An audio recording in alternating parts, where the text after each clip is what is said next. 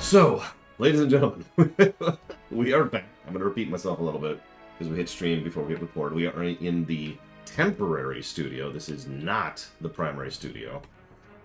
This is a temporary setup, which is why you're just seeing my sister's mural. Actually, I worked on this too, but the mural in the background here, and why the audio is terrible. There's no fixing it. That's life. So, having said all that, we are going to be going ahead and covering Not-E3 today. Hopefully that'll be at least somewhat interesting. Back when I didn't have a computer at all, I took most of my notes here, so we'll be starting there with, I believe, the Sony conference. I think it was the Sony conference. You know, I'm not even sure at this point, and I'm pretty sure I don't care. And then once we're done with that, we'll switch over to my digital notes, and we'll go ahead and start going down the list there. So, let's just jump right into this. Yeah, oh, by the way, I didn't even watch the Capcom conference. So that's the Capcom conference. Alright. Also, Gollum sucks, and Babylon 5 is getting an animated show, which I don't like the art style of, but nevertheless I'm very excited for. Just knock those out rapid fire.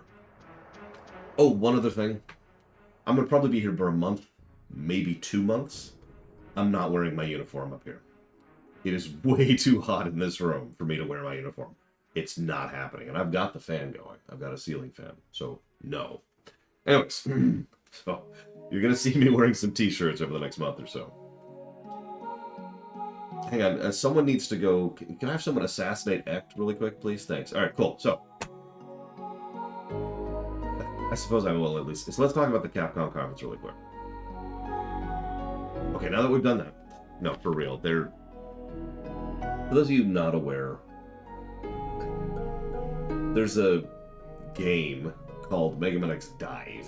I have actually played it to verify that it is, in fact, exactly as terrible as it sounds. I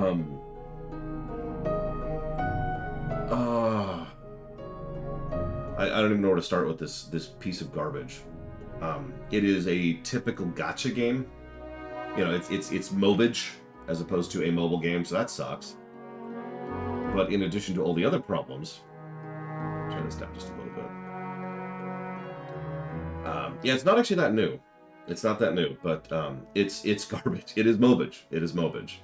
You spend real money or grind your face off to get pieces of heroes to add to your team to go then play as them. And when I say play, of course, I mean the worst control scheme imaginable for a Mega Man game. It's actually insulting calling this a Mega Man game. Just saying.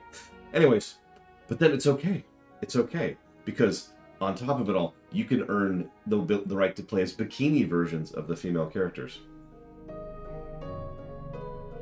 Also, the plot of the game is that you are someone who likes playing Mega Man games, who has been dragged into the digital verse of the Mega Man games to help the Mega Man characters. It's an isekai, or however you pronounce that. It's awful. It's garbage, and I hate it. It's getting an off. So they were shutting it down, and they were shutting down the online version. I was like, oh, thank God, kill it with fire, and it's getting an offline version.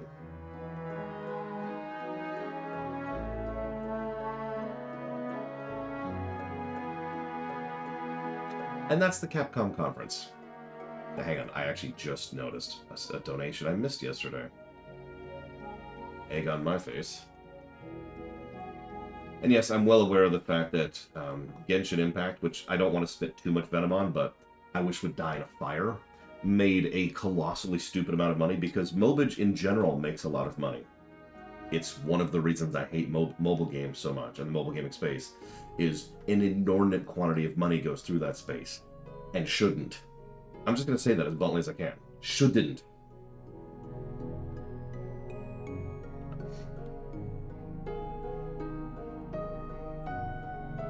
What is Radix Chronicles?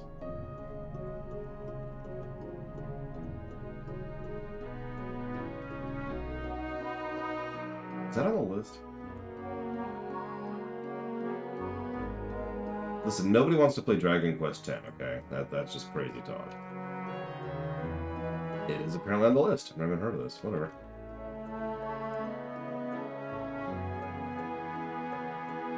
Moving on. Can we talk about real games for 5 seconds? Okay, cool. So, first up, first game they showcased is Prince of Persia.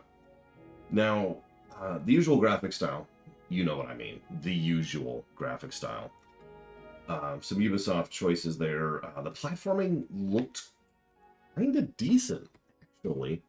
And I was going to mention this more later since they showed this off again during the Ubisoft conference. But honestly, call me the weirdo here. I think this game looks good. It looks like a combat-focused puzzle platformer. Was this SGF? Man, I have no idea, Diesel. I don't know what I'm talking about, okay? It's whatever this is. I don't know what conference this is, and I don't care. So, Prince of Persia looks good. It really does. I was actually legitimately enjoying the idea of it. It reminds me most of Hollow Knight, specifically. It feels a lot like that kind of thing, since there's such an emphasis on boss fights and combat, in addition to more punishing platforming. So, apparently it was an SGF. If that's true, did Sony have a conference?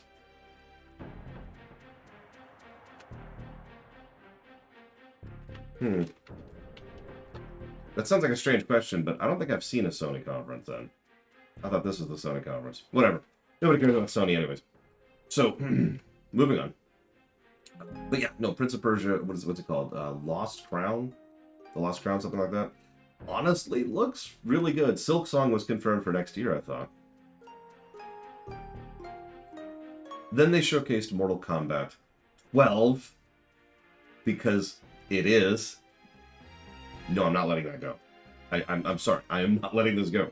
It's literally a direct sequel to Mortal Kombat 11. I get that you're being cute, but this kind of mislabeling of numbers in gaming space has been a goddamn plague for decades. I'm sick of it. Assassin's Creed 3 isn't the third game of the series. Kingdom Hearts 2 isn't the second game in the series. Mortal Kombat 1 is not the first game in the series. Battlefield 1 is not the first game in the series. God of War is the fourth game in the series.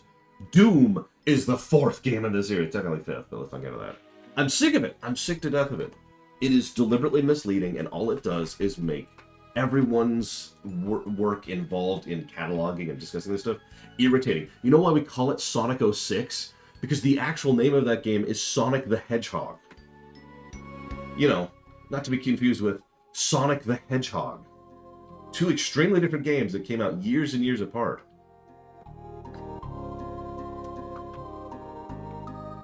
We're done. We're done. We're done. I'm sick of it. I'm sick to death of it. Moving on. Having gotten that rant out of the way, Mortal Kombat 12 actually looks pretty legit. Those of you who actually saw my stream of it know that Mortal Kombat 11 was really good, actually. Like, surprisingly good. It was a very tight fighting game, and I actually liked what they were doing with the story. Following through on... I literally can't talk about this without spoiling. So let's just say that the way that they are following through on Mortal Kombat 11's story makes a lot of sense to me. It's functionally an Elseworlds, but it's an in-universe Elseworlds, and I'm with that. We saw a few tidbits here. We saw Sub-Zero, although they didn't clarify who it was. And some of you in chat are probably thinking, what do you mean? And those of you who know Mortal Kombat lore are like, oh my god, you're right. Which Sub-Zero is it? Because there's more than one. What else we got here? We saw Raiden, we saw Melina. Raiden's immortal, by the way. As in he's a mortal. I hate how similar that sounds to immortal in English. So that's cool. The trailer looks fantastic. It actually showed off combat. It actually showed off gameplay, which, you know me. Now, brief aside, for those of you who have not seen any of my E3 coverage things or show coverage things, there's several layers to showing off a game. There's just showing off the cinematic, which is useless and pointless. Actually, no, I'm sorry. We have to establish an even worse standard, don't we? They're showing off the title, thanks Elder Scrolls. Then they're showing off a trailer. Then they're showing off pre-designed gameplay. Then they're showing off clearly scripted, but at least you could tell someone's behind the wheel gameplay. And then there is actual gameplay. So this is like 2 steps up. We're seeing people who are clearly, showcasing, but at least they showed us some freaking gameplay, right? And it does look like they're using the Mortal Kombat 11 systems, and I'm completely with it. Except they're adding the tag thing, what they call it. I wrote it down somewhere. Cameos. They call it cameos. That sounds awesome. So, for those of you not familiar with the fighting game space, several fighting games over the years have done this kind of partner mechanic, and it's hard to pull off properly because it adds a whole other variable to the balancing. Balancing is very, very important in a fighting game. Obviously, not every fighter is going to be exactly equal to all the others, but you at least want a range of acceptable fighters for the tournament scenes, right? For the competitive play. So, having this stuff, and then there's the cameos on top of that, that's its own thing, right? That's going to add another dynamic to it, because you could be playing as Sub-Zero, and you could have Sub-Zero as your cameo, or Scorpion, or Raiden, or whoever, right? I'm using the word cameo because that's their word. God, it sounds so echoey in here. I'm getting self-conscious about it. I'm using the word cameo, but what it means is it's a partner mechanic. So there's going to be a separate button which you will specifically hit to pull in the partner and do an attack with that partner, right? Yeah, it's not a full tag system, because a full tag system is when you swap, like the Marvel game. I can't even think of off the top of my head. This is a while ago. But it's more like you hit, forward cameo does this attack, backwards cameo does this attack, etc. And those attacks are different from all the attacks that those fighters actually have normally. So again, if you Marvel vs. Capcom, thank you. If you have Sub-Zero, your Sub-Zero cameo doesn't do the same attacks that you do at playing a Sub-Zero main. So that's kind of awesome, honestly. Now, having said that, it's going to depend on the specific implementation. And anything like this is going to depend on exactly how they do it. The specifics of timing and what moveset they have and how balanced it is and blah, blah, blah, blah, blah. In concept, however, I'm down. It sounds fun, and I'm with it. What else did we got here? They had a couple of lore hints during the thing, and I mentioned the Elseworlds thing. I do like how they have like this smooth loading screen, because the Mortal Kombat typical thing, they come over like, "Hurrah!" and the camera zooms in on them while it's loading, and then once it's done loading, the camera zooms out, and then they're in the stage. It's a nice little thing. Just little stuff like that I tend to appreciate. But that being said, those of you who watched my Mortal Kombat 11 review, or those of you who are familiar with Mortal Kombat 11, know that there's this one actress who was voice acting Sonya, I believe, Sonya Blade in Mortal Kombat 11, and she sucked. She was a negative by herself. She was just terrible. Like, actually a terrible actress. So having said that, I can't even believe this. They got Jean-Claude Van Damme for Mortal Kombat 12, or 1.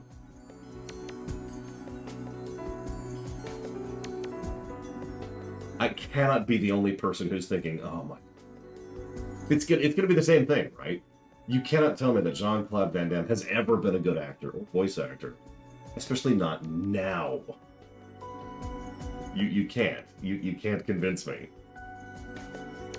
We'll see when we get there, of course. But I mean... we'll see. I look forward to being proven wrong on that. He is capable of kicking. He is capable of kicking. Or was. I should use past tense here. Was capable of kicking.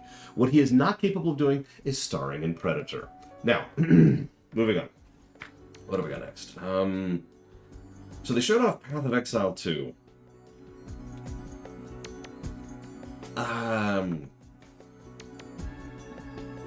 Okay, so they're showing more of Path of Exile 2 on July 28th. This is a weird one, because Path of Exile...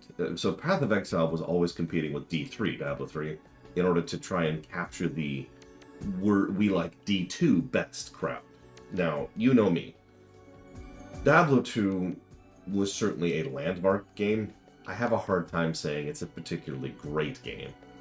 And as my review showed, the game actually starts to fall apart really hard by about the time you hit Act 3.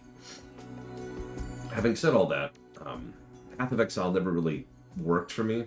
I have actually played it several times, with friends even, but every time I tried, I could not find myself getting into it, so I always just kind of walked away from that. So I have a built-in lack of interest in Path of Exile 2. And I know what you're thinking. Oh, so you're interested in Diablo 4. Well, no, because Diablo 4 is trying for the D2 crowd.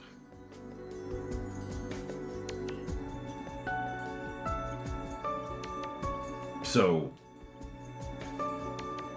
I hope Path of Exile 2 is good for the people who enjoyed Path of Exile 1, but otherwise I don't really have much else to say. Sorry. I'm going to rapid fire some of these, like they showed up a game called Exoprimal. Dead by Daylight is getting Nicolas Cage.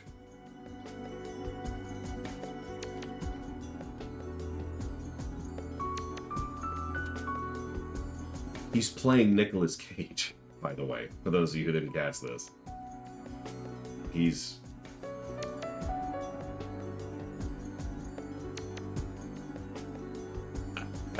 I love the cheese. You know me. You know I love some good cheese. But it's just kind of... What?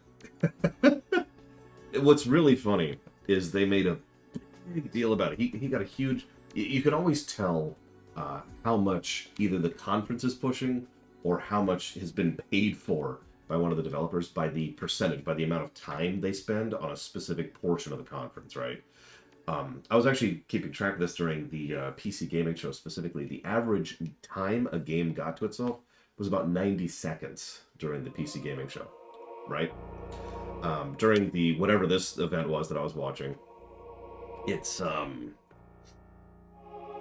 I think it was closer to 2 minutes. They spent closer to 7 minutes on the Nicolas Cage section because they actually brought Nicolas Cage out and he started chatting with them. The only reason I'm even mentioning this, because I'm actually down for the idea of Nick Cage playing Nick Cage in Dead by Daylight. Yeah, right? I mean, duh. He's even playing just this auteur filmmaker, so that's even perfect. But him being on the stage struck me very much as just him talking down to everyone in the audience. There was stuff, like something they made a specific reference to twice, was that Cage was actually voicing the grunt.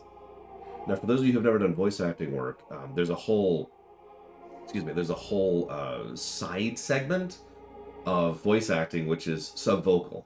If you've played Legend of Zelda, you know what I'm talking about. But most games have this. Yeah, you get it. And the fact that they had to go out of their way to emphasize that Nicolas Cage voiced his own grunts struck me as the kind of thing you either say if A, you don't know how voice acting works, or B, you are desperately trying to talk up the fact that you got Nicolas Cage for your game. Forgive my cynicism, because again, I am overall net positive on this idea. It just seemed like a weird thing to emphasize.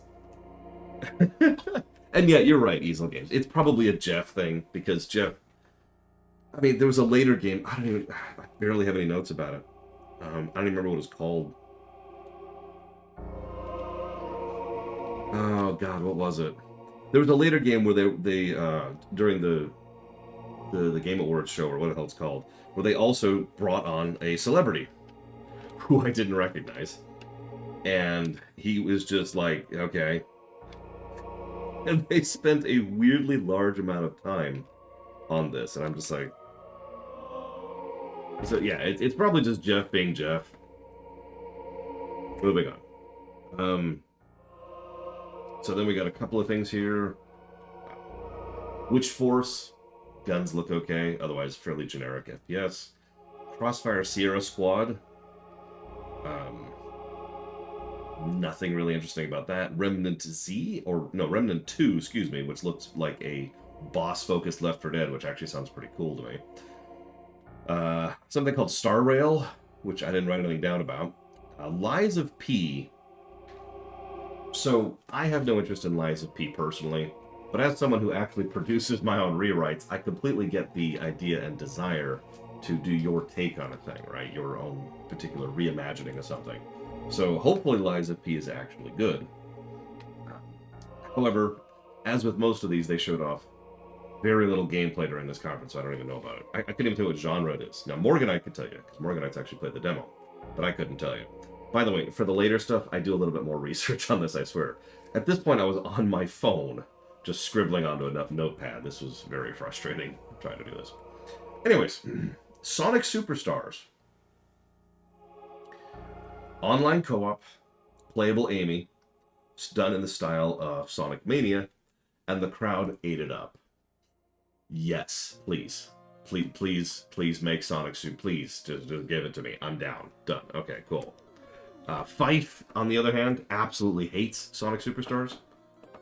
Fife would rather it die in a fire, and I'm not sure why really, but that's okay. That's okay.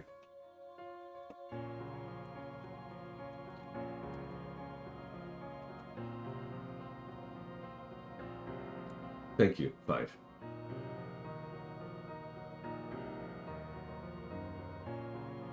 As always, I will put that towards WoW, Bayonetta, and StarCraft. Much appreciate. Thank you. Especially now. As you might imagine, not only am I making less money because I haven't been able to stream, but I'm spending more money. Because that's how that works, right? That's not an e-bag, it's just, let's just say I'm particularly grateful today. Sandland. I would like to know more about Sandland, but they didn't really show much. Oh, that's terrible, Easel. So Sandland, of course, it looks like a Dragon Quest game. Duh. It looks like Toriyama's trying to, or excuse me, the team behind Toriyama, let me be very clear about that, is trying to branch out and do their own thing. They showed off vehicles, they showed off desert. There is a bit of a personal combat thing and a bit of a Mad Max vibe. I mean, it's called Sandland, for God's sakes. But, as is disturbingly typical of some of these games, very little actual info, so moving on. Then they did a rapid fire of several games, which were going by so quickly I didn't even jot down notes for them. Then they talked about Throne and Liberty.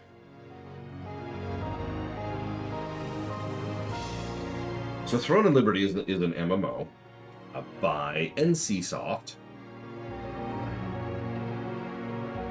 So that's strike one.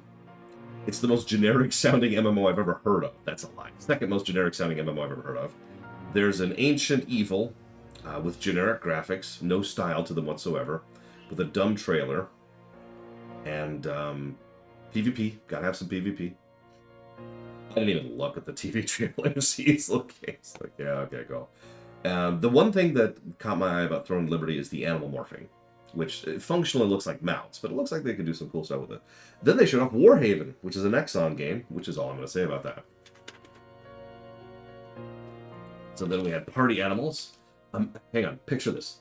Fall Guys, but animals instead. Dying Light 2 continues to suck. Crash Team Rumble is getting new time modes. No, it's getting limited time modes. Because one of my favorite things about playing a video game is knowing that if I'm not playing it right now, I will lose out on the chance to be able to actually enjoy the content that is currently present.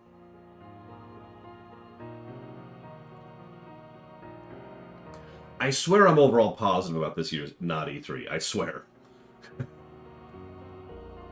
Alan Wake 2. Yeah, FOMO doesn't work on me, to be blunt. It doesn't. FOMO just de-invests me. It's like, oh, okay, bye. So Alan Wake 2. Obviously, they're going a little... So, I haven't played Alan Wake 1, to be very clear about that. But they were saying that this is a survival horror as if that's a new thing. So I'm going to assume it is, to some extent or another, a new thing. The thing that really caught me, though, is that apparently there's two pro tags that you can just kind of switch between. Now, they mentioned swap points, so I'm expecting it's going to be a thing where it's like you get to a certain point and you can choose, by the way, not mandated, choose to swap over to the other protagonist. What they did not say was how much the two campaigns will actually affect each other, if at all.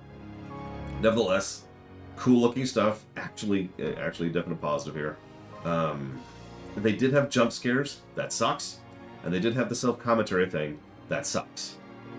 But the self-commentary thing wasn't too bad, the jump scares might have just been for the trailer, and the gameplay looked a lot like the recent Resident Evil games. So, yeah, I'm with it. Cool.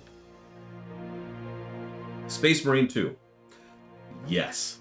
No, so I don't know if this is actually news to everybody else, but this is news to me, is the fact that they're having a full campaign 3-player co-op. Hell yes. Me and my friends are actually quite looking forward to playing Space Marine 2. Honestly, enough said, really. But the last thing I want to say here really quick, especially because I want this as part of public record. So we're fighting the Tyranids.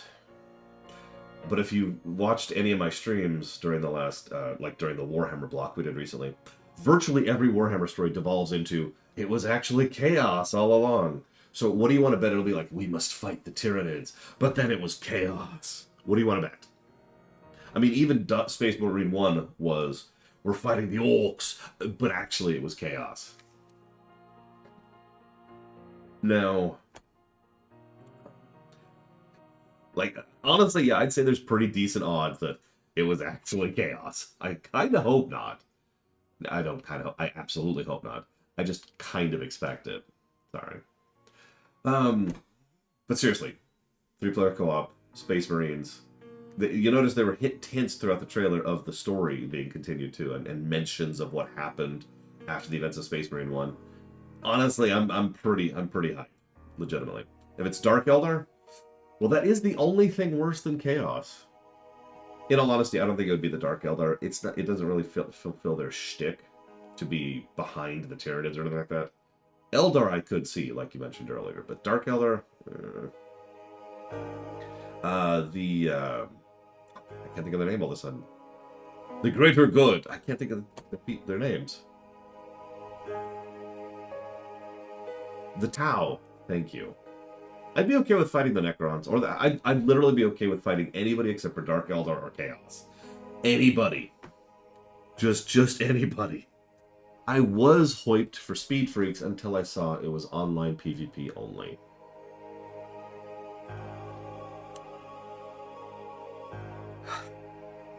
So, what do we got? So, next game on the list. Yes, Your Grace, Snowfall. So, I've actually not played Yes, Your Grace. Such a weird title to say. Yet. I have yet to play Yes, Your Grace. But I've been very interested in it. It's like a strategy choices game. You know, you dialogue choices and then blah, blah, blah, branching path. Not quite RPG-ish, but definitely leading that direction. So, the fact that they're getting a sequel or an expansion, absolutely in favor of it. We found out that Jason Isaacs is joining Baldur's Gate 3 as a playable character. Yes, please. It's Jason Isaacs. We'll talk more about Baldur's Gate 3 later, by the way. They showed off Spider-Man 2. Kraven is in. Now, before I shove my foot as hard into my mouth as I can, am I the only person who heard Kraven is going to be in Spider-Man 2? And my first thought was, oh. Okay, that sucks. What else he got? I've never been a fan of Kraven. He's a hunter. Even back in the Spider-Man cartoon back in the 90s, I was like, oh, it's Kraven. Okay. You got, like, anything else? Well, we're not there yet, Sion. I do have notes about it. Don't worry. We'll see. They did say something that the symbiote will not be Brock. That makes sense. Venom will not be Brock. That makes sense based on what we saw in Spider-Man 1. No spoilers. Having said all that, they showed off a couple of things. The symbiote suit that you'll be playing as literally plays differently, which is awesome. The AoE attacks is kind of cool. They talk about how there's a lot more real estate, aka the world map is bigger. Honestly, that kind of is a negative thing in my mind. As I've talked about many times, a lot of developers have this thing where the overworld has to be huge. And it's huge, it's bigger than ever before, and all I care about is density. You know me, all I care about is how much stuff there is to do in the space there is to do it. One of my favorite open world games of all time is Yakuza 0, which is this tiny tiny space, but has so much going on in it. Now, the Spider-Man 1 area was pretty huge, exactly, Trayfin. And it was okay. You know, the density was all right. In general, I would only spend like a minute or two traveling, and there was fast travel. But even Spider-Man 1 was a little bit too open, in my opinion. The only reason I gave it a pass is because web swinging was legitimately fun to do in that game. Otherwise, it would have been actually aggravating. Now, I know they're adding the increased speed thing in Spider-Man 2, so we'll see. We'll see what they do with it.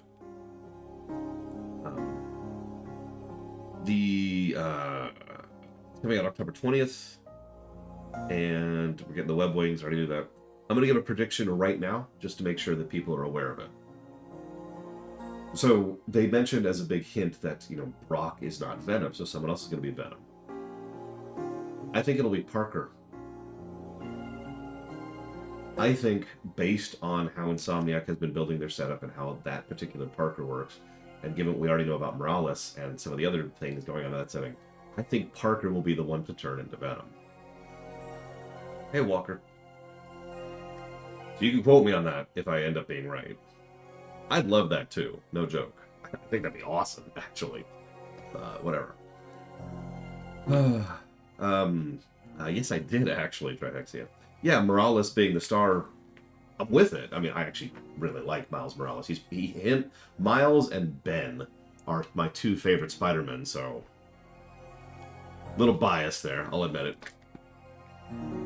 Okay, so then they showed off Pal World, which is a Pokemon Light, but with guns and more focus on boss fights.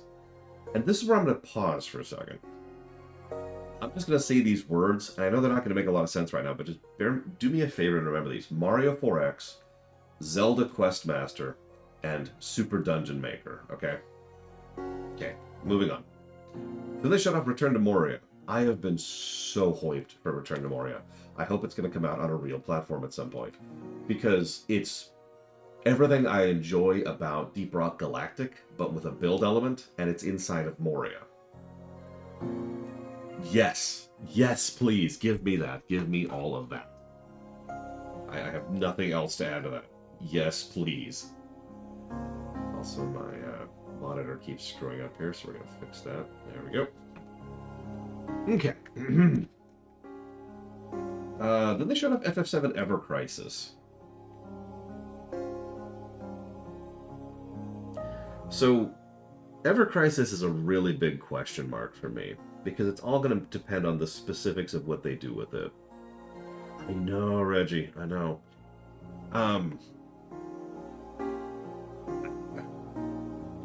We'll see. Maybe it'll be the remaster of FF7 that a lot of people want. It's definitely going to be a remaster of Before Crisis and Crisis Core, we already know that. But the whole thing looks and it would be extraordinarily easy to screw up. Like, it would be so easy to screw it up. And the fact that they seem to be focusing on a mobile development for it just makes me go, we'll see. And we'll see, and that's all I have to say about that. I do love how several of the mobile games they announced during the course of Not-E3 were, make sure you pre-register for the game now, and it's like... Anyways, then they had a DoorDash joke. The only reason I even mention this, I have no insult intended towards Jeff, but I don't find him engaging at all as a presenter, personally. So, this is the only gag he said in the entire show that actually landed for me when he joked about the DoorDash thing. I just thought I'd mention that. Anyways, then we have the new Like a Dragon game, which, yes, that's all I have to say about that. Yes, please. Modern take on a Yakuza thing without actually being attached to the Yakuza series. Sold. I have nothing else to add to that. Under the Waves looks interesting. I like the premise, but they didn't show off any gameplay. A common trend. Then they showed off Porsches. No. Not like for Forza or something. Just there was a Porsche that you can go buy. Because if there's one thing we know about people who play video games, it's that they have oodles of disposable cash to blow on crappy supercars.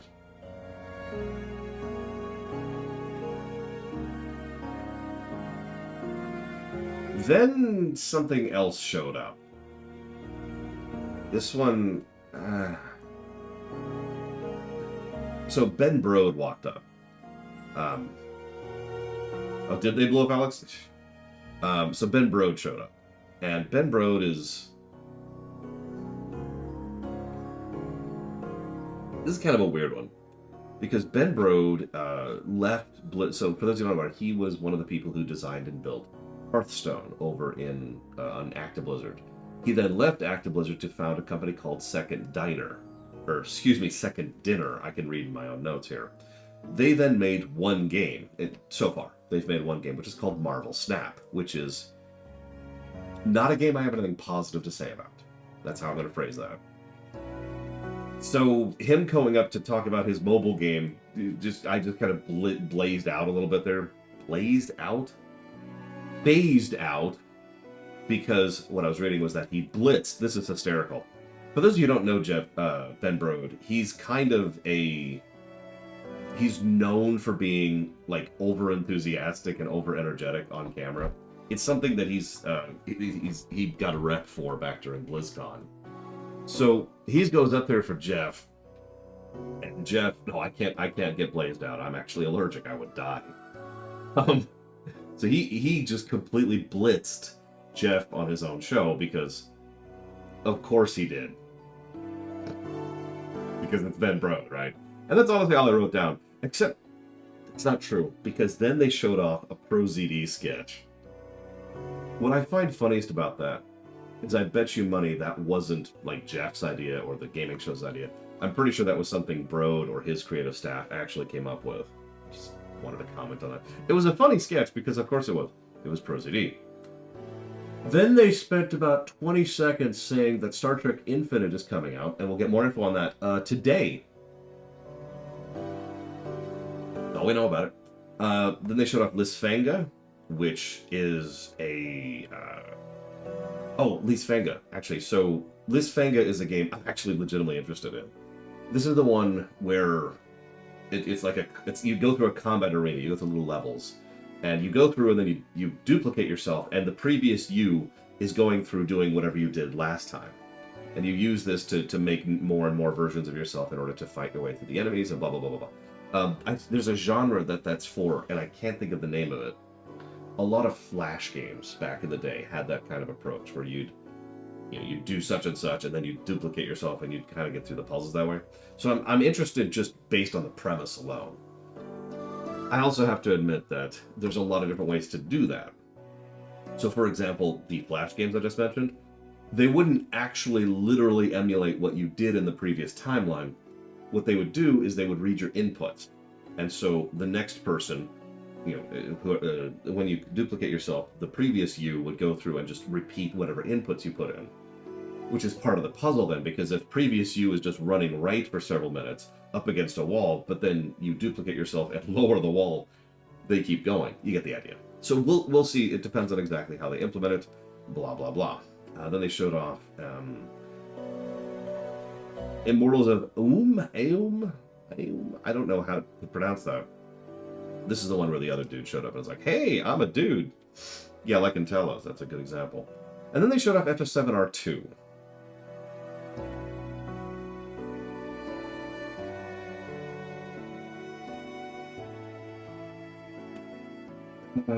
I'm of such a torn thought on FF7R2. So, first of all, the terrible ending is still canon. So that sucks. But we got hints and tidbits of the fact that we are now dealing with two separate timelines. Okay, so that's strike number one. They also mentioned that there's 2 discs for the 2 campaigns. That's strike number 2. Not to sound too negative, but most games and most game developers can't handle one campaign. Adding on the additional work and work and work and work of doing a second campaign, that's a little bit painful. So we'll see how they manage that, but that's 2 strikes against it right out the gate. However, they have mentioned that they're going to try and follow FF7 less than FF7R1 did, which, to be completely blunt, is the right move here. They need to be freed and willing to do what they're going to do with the story, rather than trying to awkwardly adhere to the previous one, when especially they don't even want to do that. It's been a minute, Triaxia. They also, they've showed off some of the zones, which look a lot, very FF12-ish, very big open world kind of things. No real surprise there. There was a couple of things that I saw. The Chocobo is going to be there. Tifa opens up about Cloud much earlier in the story. And there's hints that Tifa isn't actually Tifa. It is not 100% confirmed. None of this is 100% confirmed, Jesse's Mask.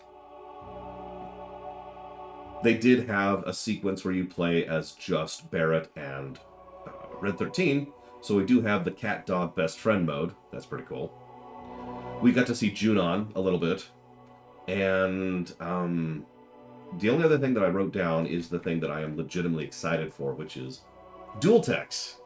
Maybe I'm a weirdo, but I've always liked the idea of dual techs, and an extraordinarily small number of games has ever actually done anything with dual techs. So, I'm excited. I'm happy about that. Oh, don't mistake me, Friendly Indley. I was actually overwhelmingly positive about FF7R1. I just thought the ending sucked. The whole outro was crap. I hated it.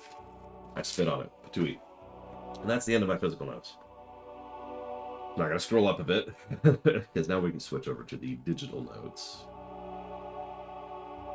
Okay, so this is not quite in order, because this is a little bit organized to make a little bit more sense. So, first thing we have to talk about is Like a Dragon Infinite Wealth. No info. However, we did get to see a nice Austin power sequence, so that's neat. Then they showed off Path of the Goddess. No info. Then they saw Still Wakes the Deep. Now, the premise here is interesting. You're stuck on an oil derelict with something being on the derrick in the middle of a massive storm. Sorry, I stuttered on that because I kept stuttering over the word. Excuse me. You're stuck in an oil derrick in the middle of a storm with something on the thing with you. That's horrible, but no info. Then they showed up Forza Motorsport. No info. Okay, moving on. Let's scroll down a little bit here. That's got the no infos out of the way there. Sea of Thieves is getting a Monkey Island chapter. I'm actually happy that Sea of Thieves is still getting updated. I'm happy that people enjoy it, and I hope that people enjoy the Monkey Island thing. I'm not a huge fan of Monkey Island, and I absolutely am not a fan of Sea of Thieves, so that's all I can say about that one. Hellblade's continuing that trend. Then they have Hellblade Senua 2, which, yes, some of you have already noticed this, it's already vetoed on the website. Nevertheless, I do hope people enjoy it, and I do hope it is exactly as good as Hellblade Senua 1 was, if not better. Yeah, we had a couple of no detailed stuff, rapid fire here. They showed off Overwatch 2.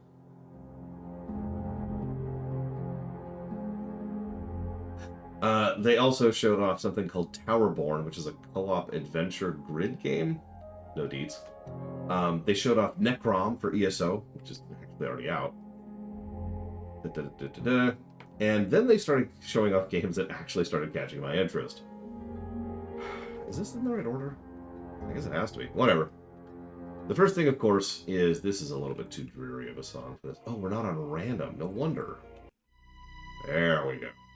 So first they showed off Microsoft Flight Simulator 2024.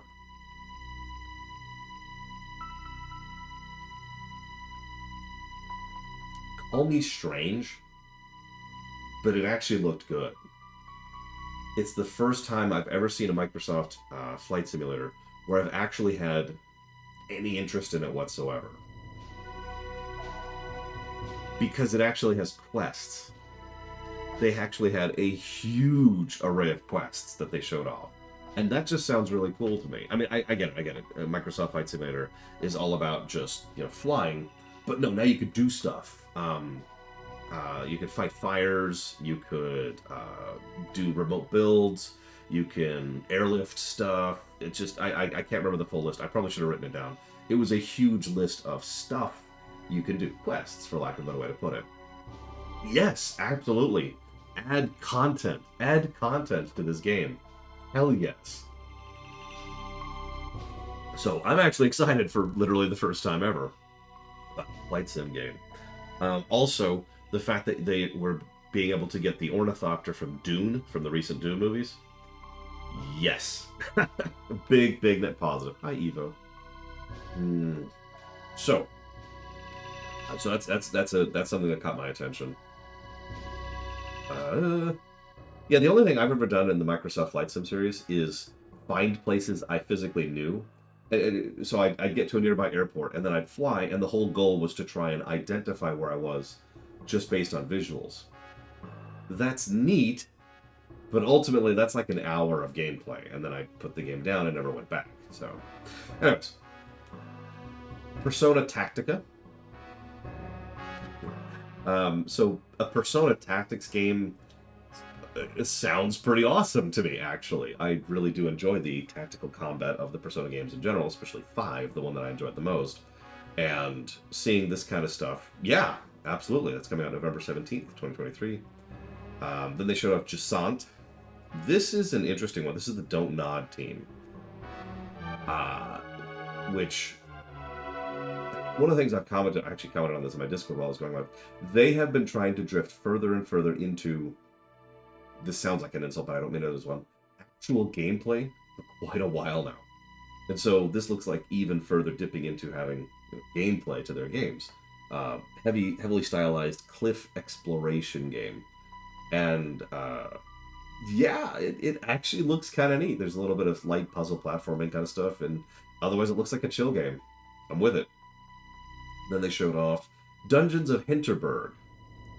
This had wonderful color usage, some puzzle elements, stylized exploration game, but of course this one's all about the combat. You go into these dungeons and you... Definitely. I should probably mention, by the way, that most of the games that caught my attention this year were actually the indie titles. Shrug. Speaking of indie titles, they showed off Cyberpunk Phantom Liberty. Based on everything they showcased, it sounds more like an expansion as opposed to a simple DLC. Good. So they're going into Dogtown. Now, I've actually gotten this question several times, because some people are like, what's Dogtown? Tell me the lore of Dogtown. Let me go ahead and admit that Dogtown was invented for this. It's not actually a part of the pre-existing canon. Or if it is, I wasn't able to find anything about it. So, woo. All you need to know about it, though, is that it is going to be a slum by the standards of Night City, which is pretty impressive when you think about it. The initial premise of the plot is you're helping some radical hacker, and there's a bomb in your brain, and you're going to rescue the president of NUSA, New USA. We'll see where they go with that. Of course, everybody's talking about Idris Elba, who's going to be joining us as a major character in it. Thumbs up. And yes, it's going to be coming with a new ending, which it should. This kind of an expansion, like, not to spoil, but if you're going to do an expansion for something like Cyberpunk, you kind of need to decide where it sits in the story, because it's not like you can play it after you play it at the end of the game, right? Anyways, overall, I'm actually pretty excited for it. I'm looking forward to it. It's been on the list for a while now. We'll see where we go with it. Yeah, Idris Elba, I've liked Idris Elba in almost everything I've seen him in. Now, I haven't seen Cats, but I definitely hold that against him. Anyways. Let's see. Then they showed off Cities Skylines 2.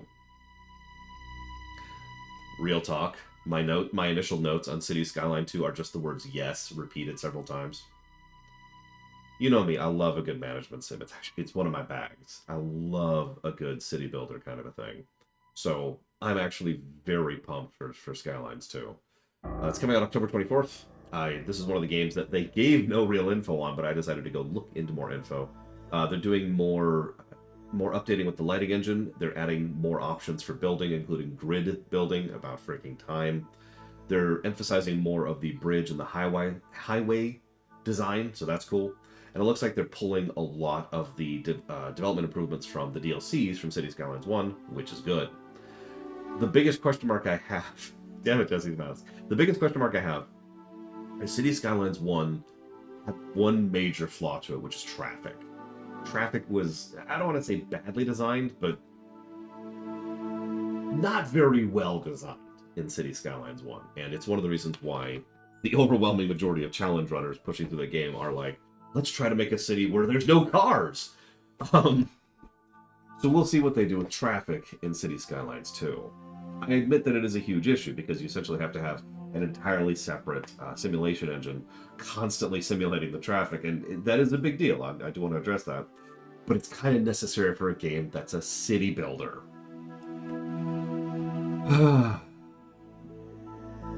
No, I did not, Scion. Sorry. I didn't see any announcements about that. I must have missed it. Are there bicycles in City Skyline? Yes, actually. You can, making a carless city is actually very viable. There's trams, trains, I can't think what they're called, like the Escalades or whatever. Escalade's the wrong word. Things that go, monorail, there we go, monorails, bikes, walking paths, etc. So yeah, huge thumbs up to City Skylines 2.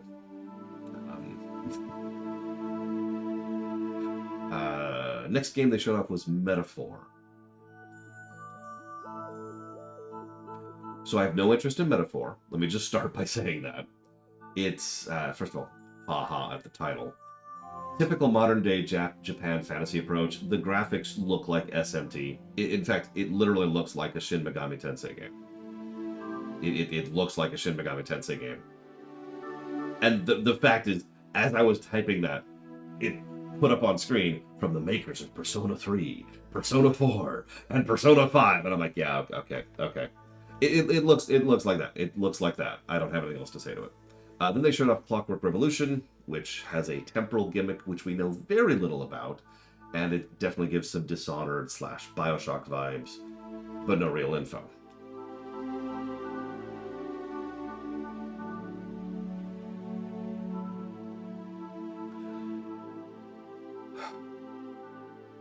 So I should talk about Starfield next, because that's next in my notes. But I got like 2 pages of notes about Starfield. So why don't we skip over that for right now? We'll end with Starfield. So let's skip over that and go to the PC Gaming Show. Now, some of you probably know this because you've watched me before, but I know not funny. I am an expert at not being funny. And yet, even I guess I didn't even see it, Jesse's mouse. Even I am honestly impressed with how not funny they were at the beginning of this sketch. I get what they were going for, but it wasn't so bad it was good. It was just bad. I was honestly just kind of like, what is this crap? That's going to be a trend going throughout the PC Gaming Show, which is a shame because the PC Gaming Show was probably my favorite conference overall. So first they show off Frostpunk 2. No info. It's okay, I looked it up. Frostpunk 2 is going to be a direct sequel to Frostpunk 1. People have successfully managed to settle what they're calling the Frostlands, and now they're starting to tap for oil to keep the cities functional now that the Eternal Blizzard is just the new norm. Okay, cool, we've got a premise going. We've gone through the apocalypse, now we're into the post-apocalypse. Yeah, larger population, larger overall scope and scale. They're probably going to do more regional stuff from what I've read. Honestly, hugely excited. I loved Frostpunk. So, and I highly recommend it for everybody. In fact, there's a friend of mine who we have a list of games where we want to play with each other. Frostpunk is on my list of games to play with her. So anyways, Frostpunk 2, yes. Then they showed up a game called Nivalis. I'm going to spell this for anybody who's interested. Nivails. It's Stardew Valley, except in Cyberpunk. Not the settings, it's a cyberpunky Stardew Valley. Yes, please. Honestly surprised we haven't seen one yet. and with all the Stardew Valley knockoffs we've seen over the years. Same general concept. There's schedules. You run a business. You have friendships, which you raise and lower. It's Stardew Valley. Sold. Let's see here. Then we move on to Jump Light Odyssey. It's a ship-based, event-based game. So, if you've played Evil Genius or Overlord or something like that, who knows? It's not even funded yet. Yes, I have seen what BioWare's doing with Tor. Called it, by the way. You've got the ship, and you have to design. You can build what kind of stuff goes in the ship, and you can assign people to different roles on the ship, and you got to run the ship. It's a ship running game, except usually these kind of games are more about running a base. Nevertheless, you're constantly fighting and screaming for something, blah, blah, blah. And there's a demo coming out in 3 days now for this, and it honestly looks really good. I'm very excited for Jump Light Odyssey. Then there's Road to Vostok. Now, this is a funny one. So, it didn't really show off anything interesting during the trailer, which is a very common trend for these goddamn shows. So I went and looked it up. It's going to be a survival-focused FPS.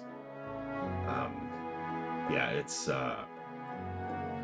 there's gonna you have the sun, the clouds just went away. Could you see that? Can you see the sun difference? We're just gonna be living with this, by the way. We have no blinds for this window, so there's just gonna be natural light.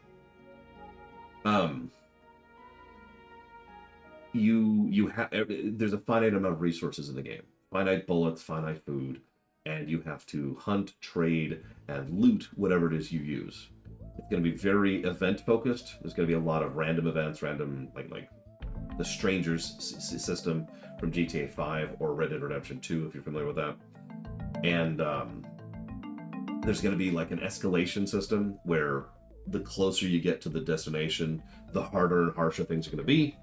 And when you finally get to Vostok, it's a permadeath zone. So if you die there, your run is over. And that's the end of your run, is once you get to Vostok. So, yeah. Actually sounds kind of cool, to be completely honest. And I'm kind of curious where they're going to go with it.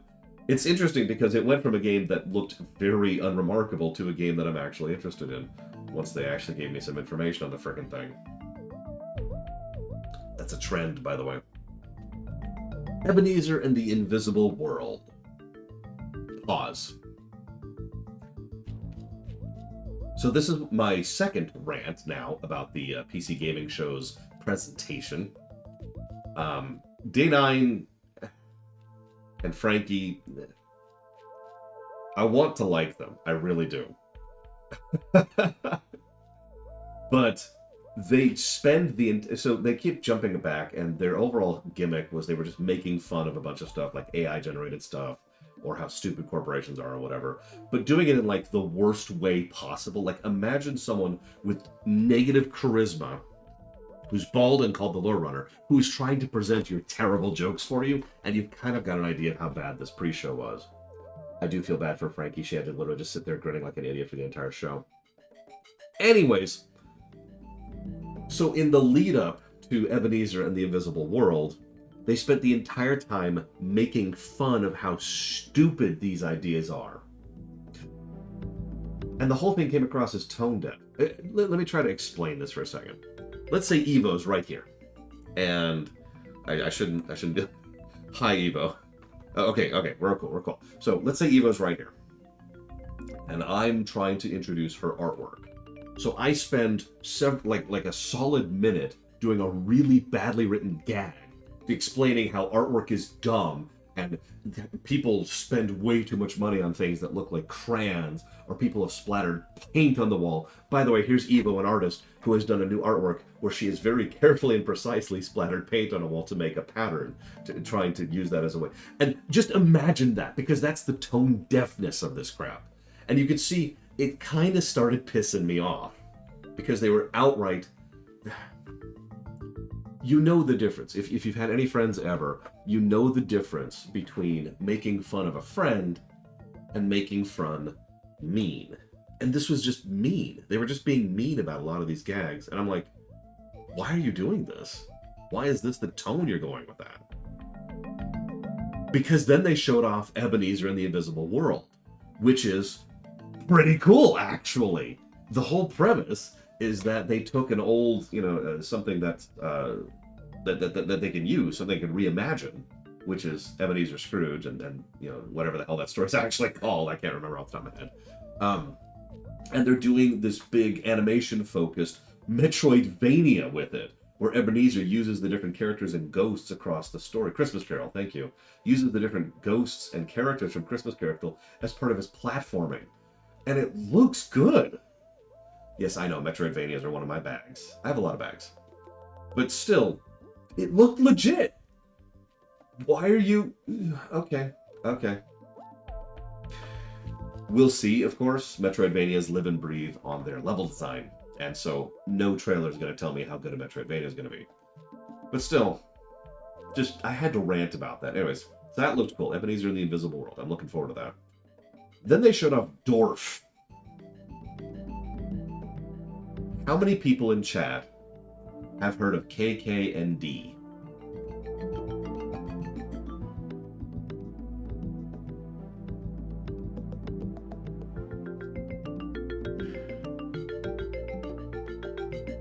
I'm actually curious if anybody's heard of this game. Back in the 90s, I'll give that away. It stands for Crush, Kill, and Destroy. Crush, Kill, and Destroy was a take on Command & Conquer. Some of you probably don't remember this. Most of you probably don't remember this. But in the immediate wake of Command & Conquer, the original, there was a huge slew of C&C clones. Most of them sucked. And KK&D also sucked. But it was a unique take on it, which kind of caught my interest and is one of the reasons why I still remember it to this very day. Dorf feels a lot like that. The interface is very similar, very based on it, and it's clearly got some vibes from Command & Conquer. And it's got 3 factions. There's a mechanic where there's scrap left over the battlefield. That's one of the resources you can gather, which honestly reminds me of Total Annihilation or Supreme Commander, excuse me. They mention a lot of PvP focus, which doesn't really enthuse me. And there's no talk of whether or not there's an actual campaign mode. So this is a big asterisk for me, but at the very least, Dorf caught my eye. We'll see what they do with it. This is when I'm going to bring up the Mario 4X thing again, one more time really quick. Just remember it for later, okay? I'm just bringing it up again. So then they showed off Sulphur, which is a roguelike Gobbo Doom Engine killer game. Honestly, it reminds me a lot of Head On. Actually, even mentioned this to Mr. Red. And you can get upgrades, you can enchant your guns to have special effects. It looks fun. Unfortunately, I don't have much to say about it. Then they showed off Sailblazers, which is an open world PvP run a shop sim. Like you run a shop, and you have to get stuff to sell at that shop, and all the other players do too, and they're here to kill you to get your stuff.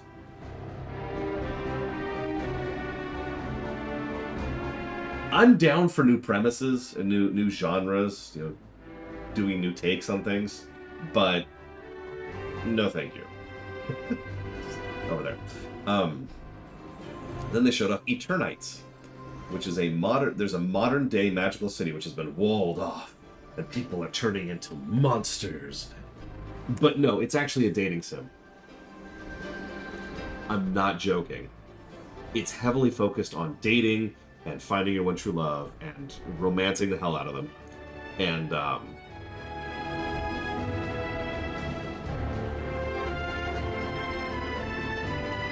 anyways, speaking I can date the monsters?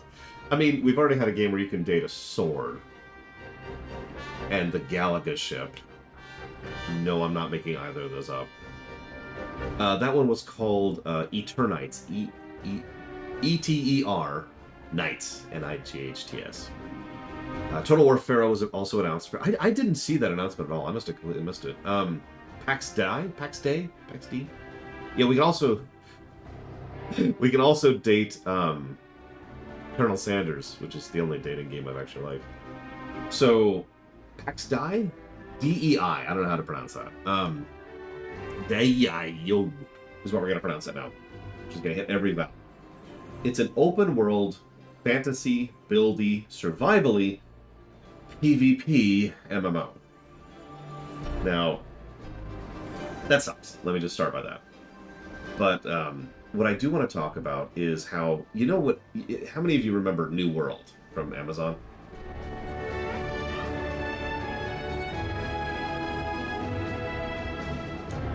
So New World sucked, right?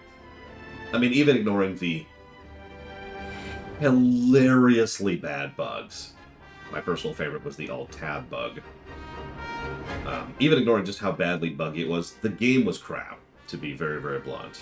But it was trying very hard to be an open-world, survivey, buildy, crafty game, right? With PvP elements, PvP focus. Imagine for a moment, yes, Slaughter, imagine for a moment that Pax Dei is that, but made by people who give a damn.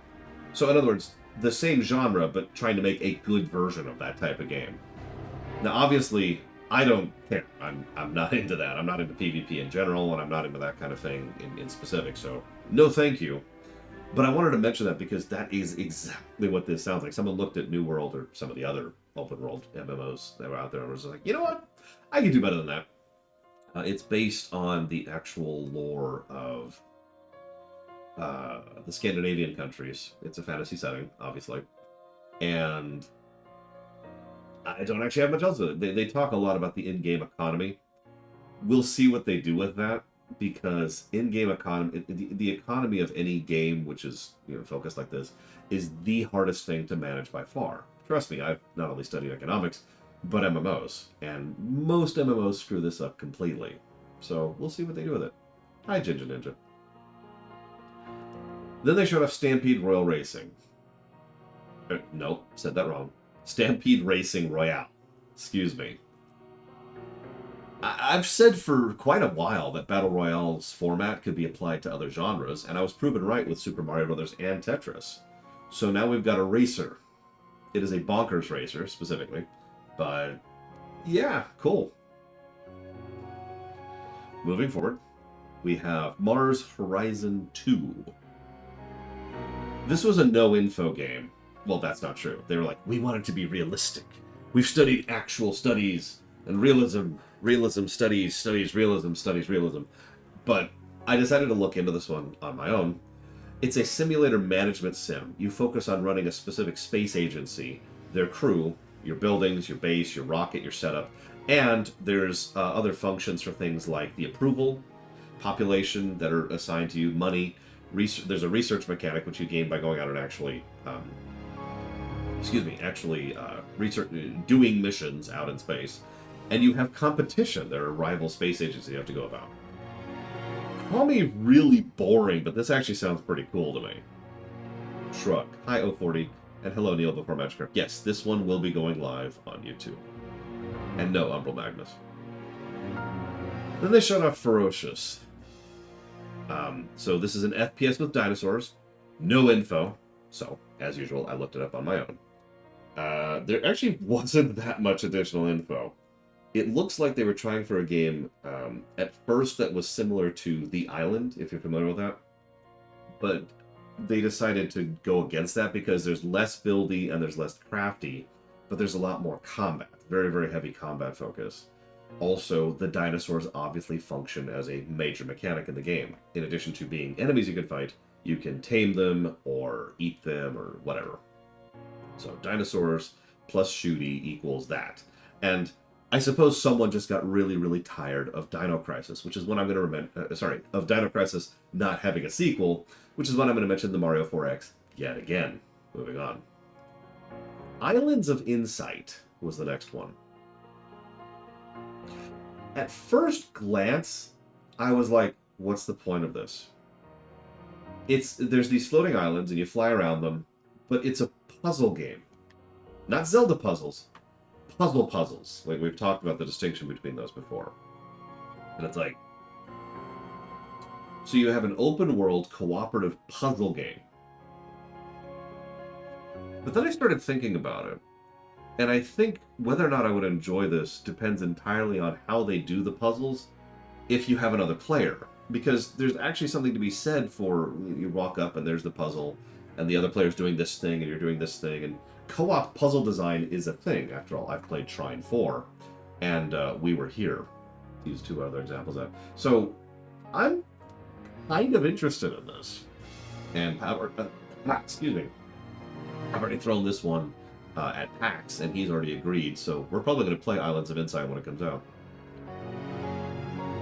Then they showed off Lords of the Fallen, which is apparently like a reimagining slash reboot. Whatever, none of that matters. It's a Souls-like. Let's just start with that. Here's the deal. The way this one functions is each area has 2 layers to it.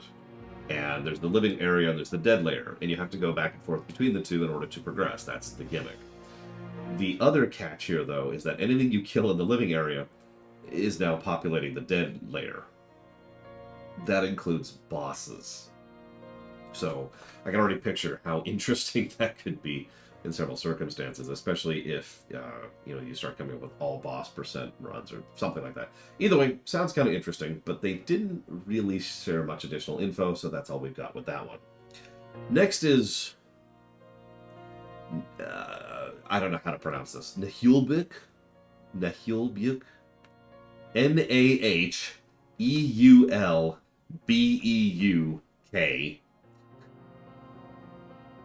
Nahulbuk's Dungeon Master. I have no idea how to pronounce that. It's Dungeon Keeper. It's Dungeon Keeper. It's a new Dungeon Keeper game. They had some really dull humor, which again I'm very familiar with, but they didn't really show any details, so no real info. Then they showed off Mariachi Legends. No info, but I actually looked up this one. It's a combat-focused side-scroller beat-em-up. It sounds extremely heavily focused on boss battles and encounters, which again sounds like Hollow Knight for not the first time this particular conference. There's another something they made multiple mention of, and I think it's going to be a major mechanic based on how often they emphasize it. Is there's going to be a whole thing where you gather ingredients to make Mexican cuisine, and depending on what cuisine you get, gives you different buffs as you're going throughout the game, which sounds kind of cool actually.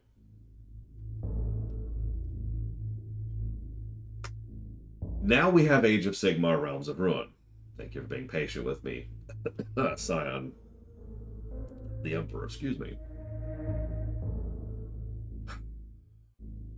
So, the trailer looked really bad, in my opinion. I'm just going to drop the mic there. I was massively de-invested in the whole thing. It looked a lot like a MOBA. It's like, we must fight, and it looked like a MOBA. It looked like a MOBA. And I have encountered maybe like a grand total of 2 MOBAs in my life that I actually enjoyed. So I was just like, eh. Like they even show off the 3 lanes and stuff on the map, and it's alright, whatever. I looked into it a little bit more later, especially since Silent Emperor has already added it to the list as of, I think, last night. It looks like it's actually not a MOBA. It is, in fact, an RTS. And there is going to be some additional stuff for it. And that helped a little bit. It's like, okay. It looks like it's going to be of the style of Dawn of War 2, which is squad-based RTS, and not more focused on the micro as opposed to being focused on the macro, which I'm okay with. And zones of control and benefits you get from certain certain areas, certain terrain within certain areas. Okay, that sounds a lot more interesting. I only mention this because I was amused at if this is like I think the 5th time now that there's been a trailer which looked terrible. But it's okay. The game actually looks decent. Do I need to just go to all the marketing departments everywhere and just shake them until they do their jobs right? Do I just need to do that? Citizen Sleeper's getting a sequel. Now, some of you may know that Citizen Sleeper is actually on the list. I have not played it yet, so I actually deliberately went out of my way to not look into info on this because I don't want to spoil Citizen Sleeper 1. So all I'm going to mention is that Citizen Sleeper 2 has been announced, and that's cool. There can't be any orcs of Gork. No, sorry, I said that wrong. There can't be any orcs of Mork. We have to be with Gork. Oh yeah, by the way, Age of Sigmar is in Age of Sigmar, I believe, so that's interesting too. I know, shocking. Good morning, Rax.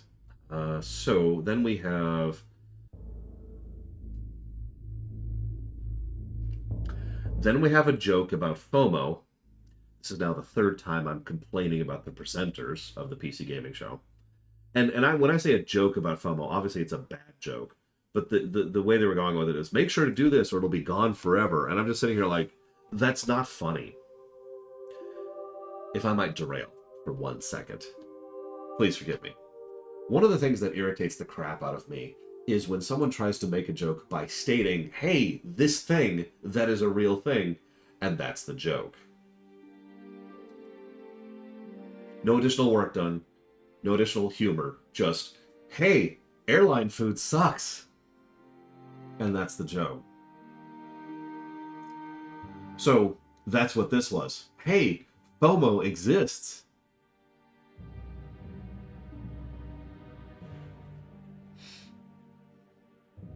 Damn it, games and goals.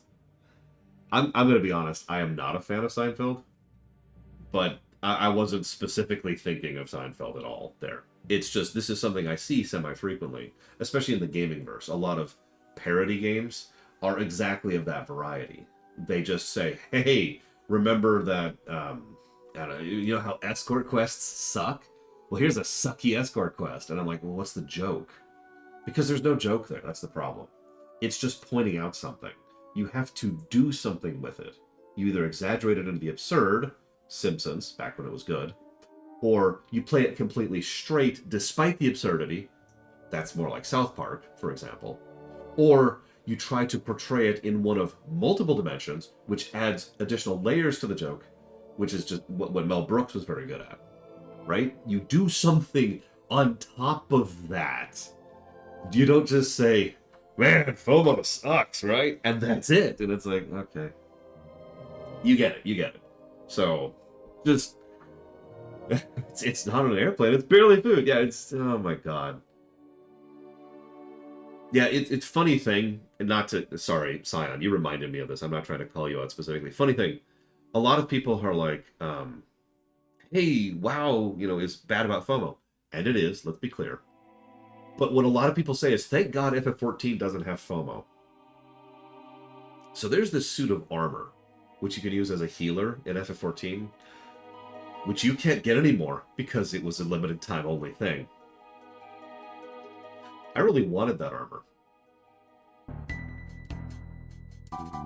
Anyways, moving on. So, moving on. So, the next game they showcased was Critter Cove. Now, Critter Cove is actually interesting. It looks very Animal Crossing, except you can customize and build your ship as you go out to get critters. And of course, it's all animals, instead of like Animal Crossing, where it's all...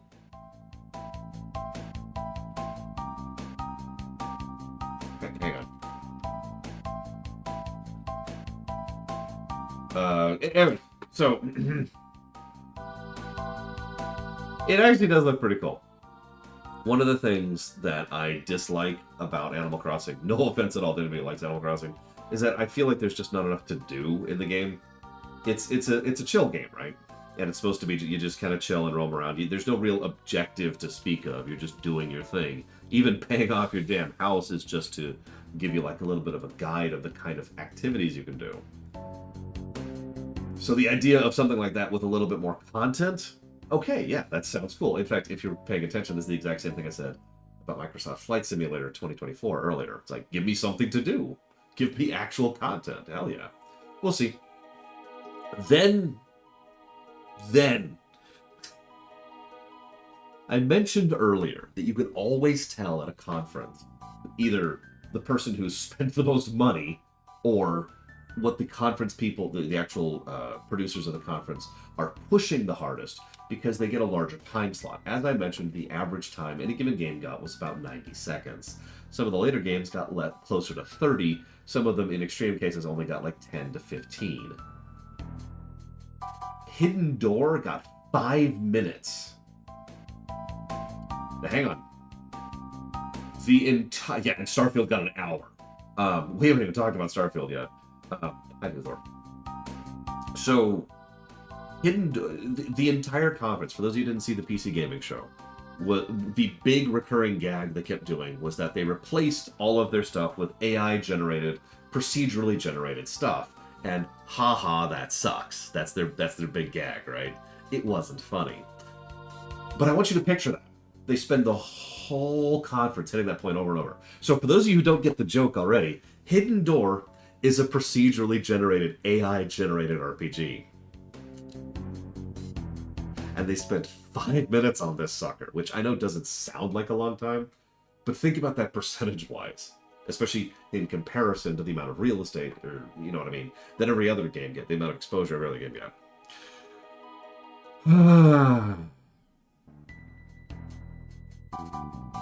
Oh, by the way, I actually looked it up. It was 5 minutes. It was like 5 minutes and 2 seconds, something like that. It's ridiculous. I don't have anything else to say about it, honestly. It is literally a game where it's like, imagine playing D&D with an AI generating your adventure, and that's the game. That's it. No. Next game.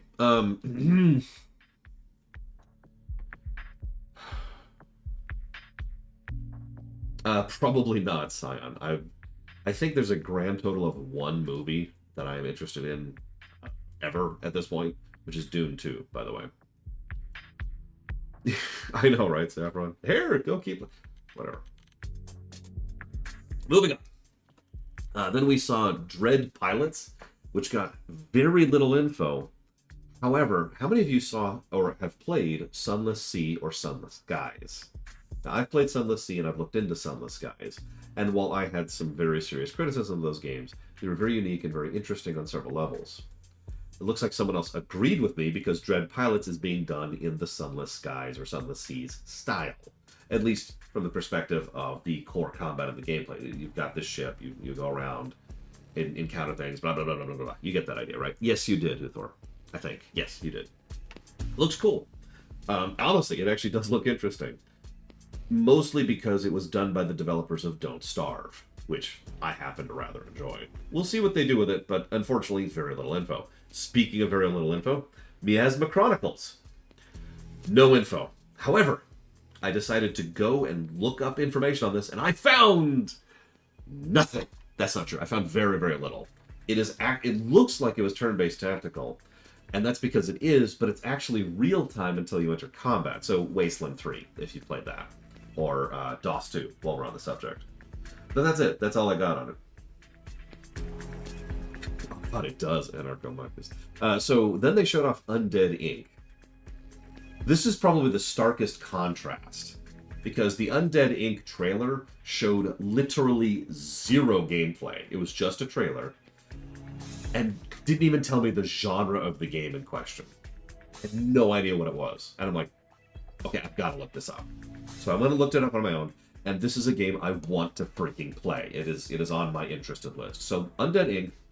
is it's a base builder. You've got the vertical slice of terrain. There's the above ground and there's the below ground, okay?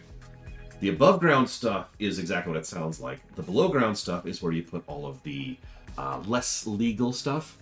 So check this out. You do all kinds of horrible experiments, and you're probably thinking, why? Because they make money.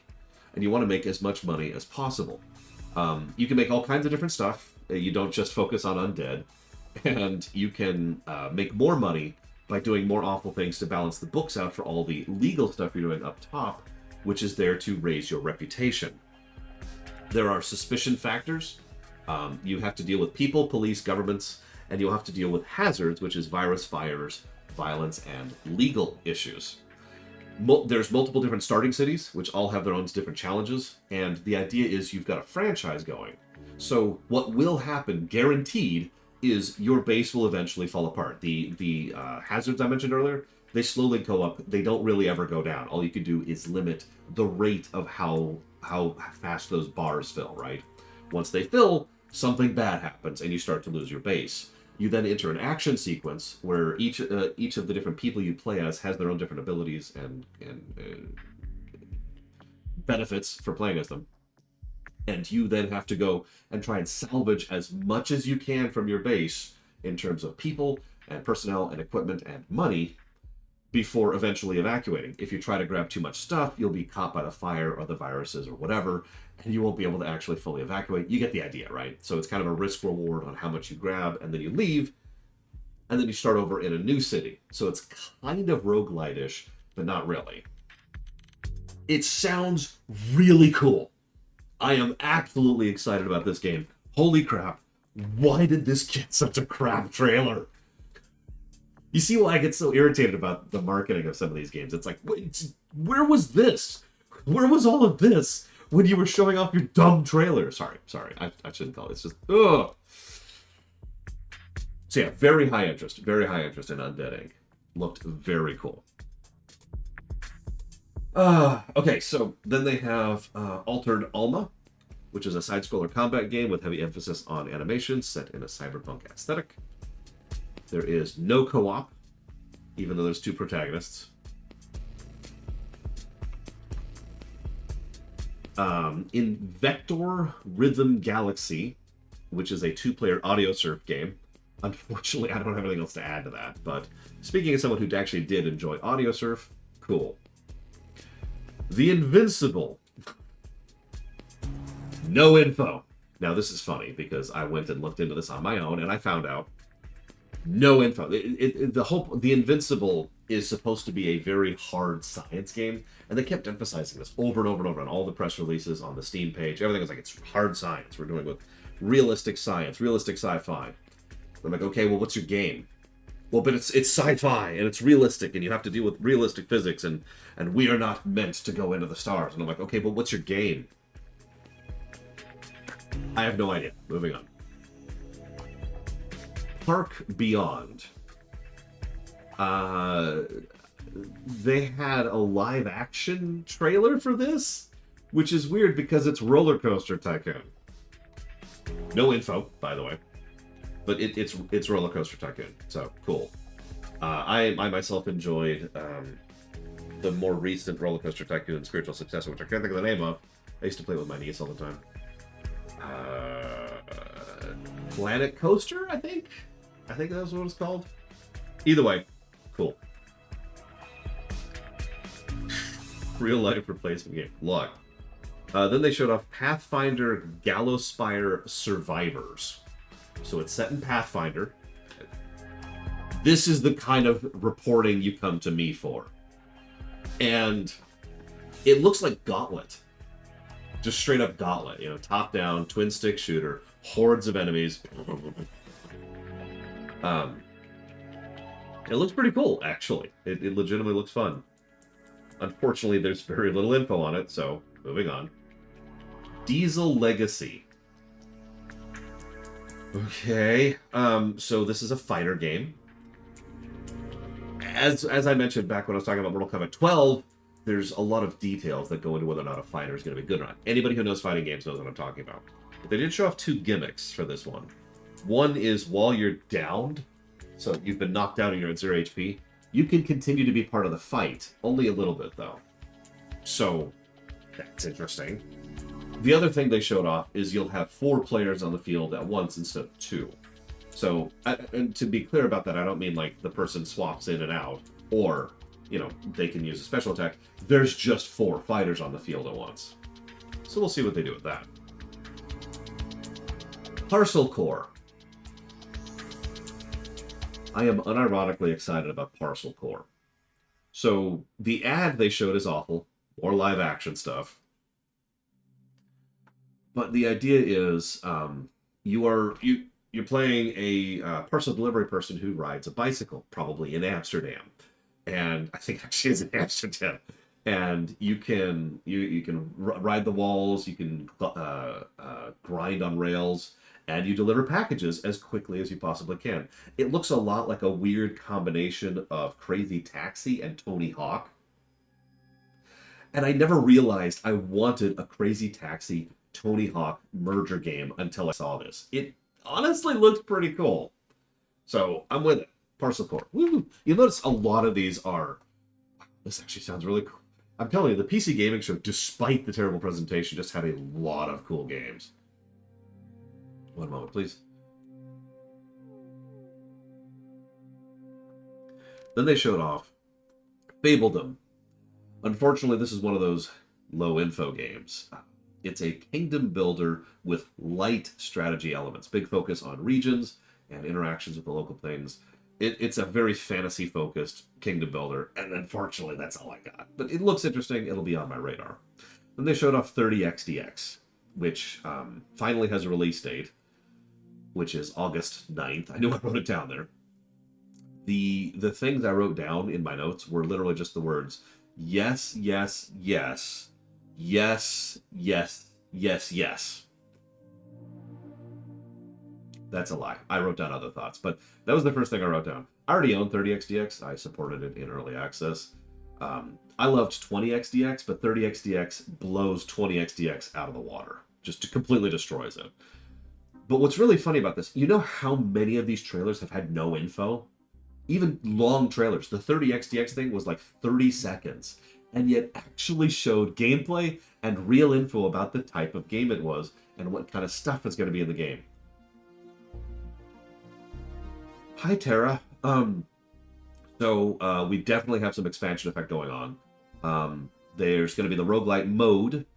So there's actually going to be that, plus the actual mega mode, aka static level campaign mode. What do I call it? Mega mode. Yes, Huthor was the first thing I covered. Then there's going to be online co-op, and there's going to be a level editor. God, yes. All right, moving on.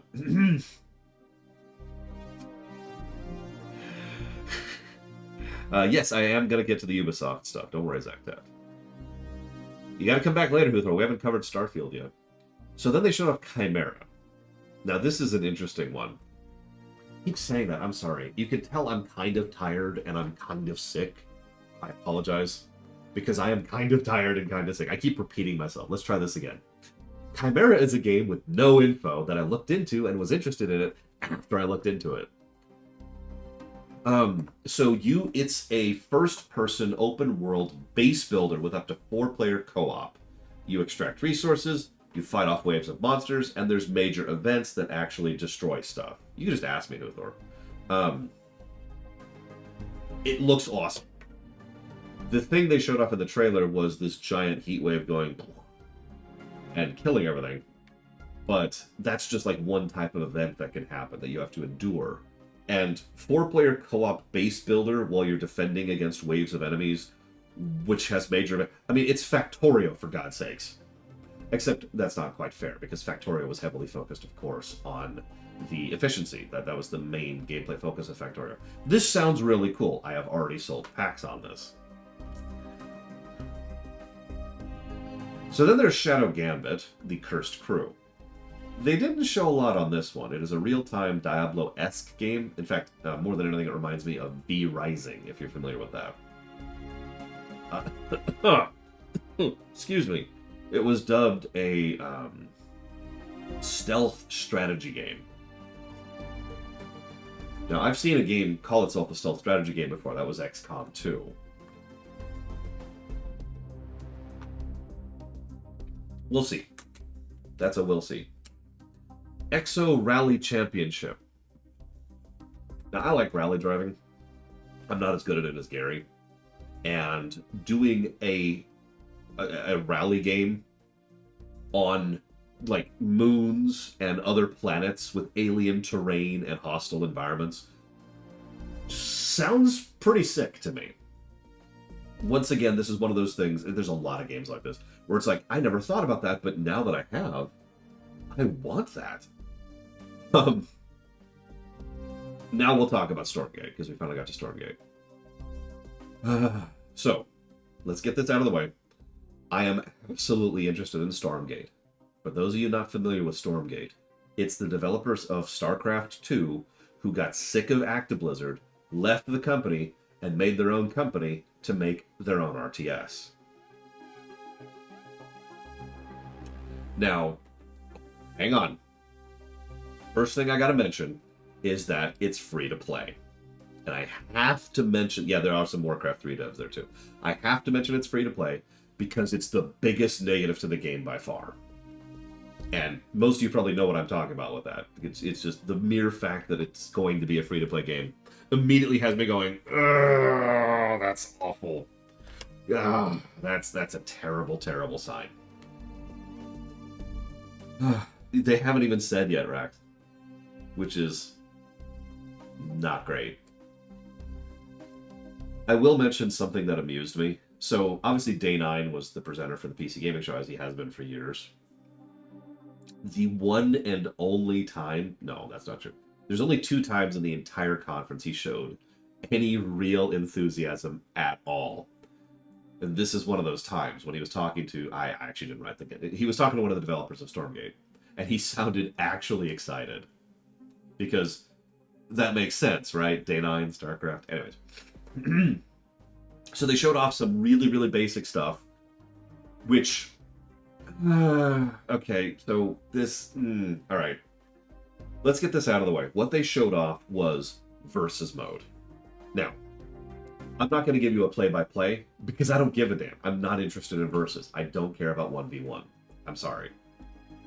Having said that, if you are interested in 1v1 or that kind of versus gameplay, they showed off some pretty decent stuff. They showed off specific mechanics, specific nuanced, detailed things, the ways that the AI functions, the way that the resources are gathered, the way that the damage and armor systems intermix.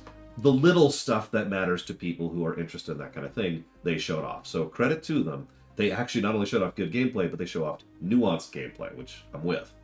I just don't care. The HUD looks okay. They show timer, resources, there's a food cap. Most of the icons are very self-explanatory. They have stances. I'm with it. I do like the light forest concept. Only small units can traverse through the light forest. Heavy units cannot. It also blocks line of sight, so that's cool. It can also be destroyed and probably harvested. However, at the end of the Stormgate interview, they talked about how they're going to have multiple modes of play, which include, but are not limited to, co-op, team-based competitive, and there is going to be a major campaign and story mode. They mentioned them in that order, which I mentioned because I have a feeling they'll be released in that order as well. They also said they're going to be doing additional faction work because they only really showed off the one faction, and they're going to start closed testing in July.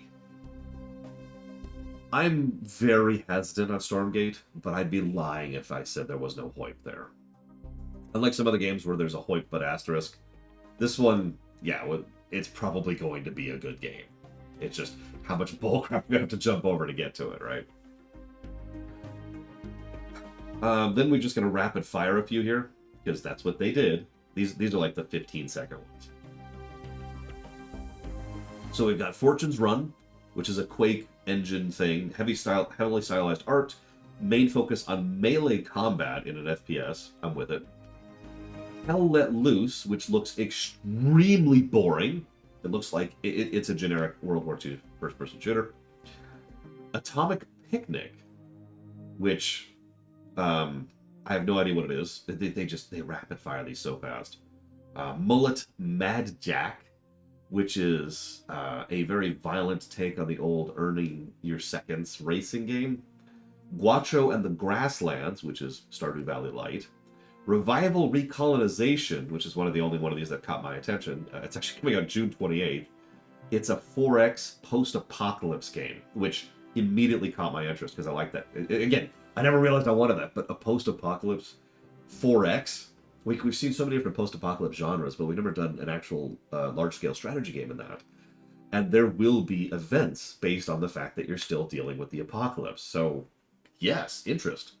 Nova Lands, which is an automated builder game with pixel art, resources, research trees. It looks fairly Stardew-y, kind of mixed with Factorio. That's coming out June 22nd, by the way. Then they did an Alienware commercial. No offense to anybody who likes Alienware. Moving on. That's all I'm going to say. Vampire Survivors. So, unfortunately, I don't know enough about Vampire Survivors to talk about it, I guess is the way to put it. Because they did one of those rapid fire things, which I could tell based on the presentation was a lot of info. But without context, I didn't know what any of that info meant. because I haven't played Vampire Survivors. Nevertheless, I'm happy it's still getting support, and I'm actually looking forward to playing it someday. They did specifically mention a Twitch control mode where Twitch integration, which is something that some games do, and looks kind of awesome. So when we play Vampire Survivor, we'll have to try that out a bit. Then they talked about Baldur's Gate 3.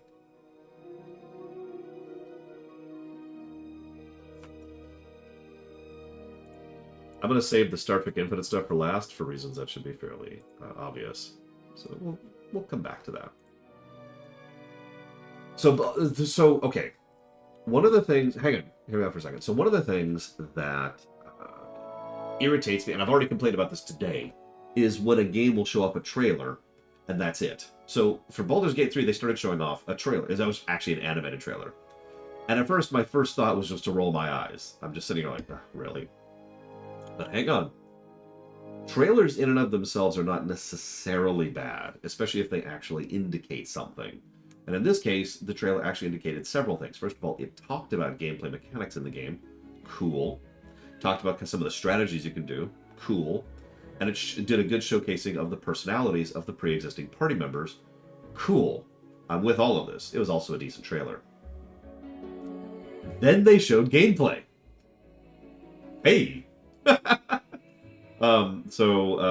They talked. They mostly showed off the city, and I'm not going to bore you with all the details, but they spent a lot of time on Baldur's Gate, the actual city in question. It's coming out August 31st, by the way. That's when it's hitting 1.0.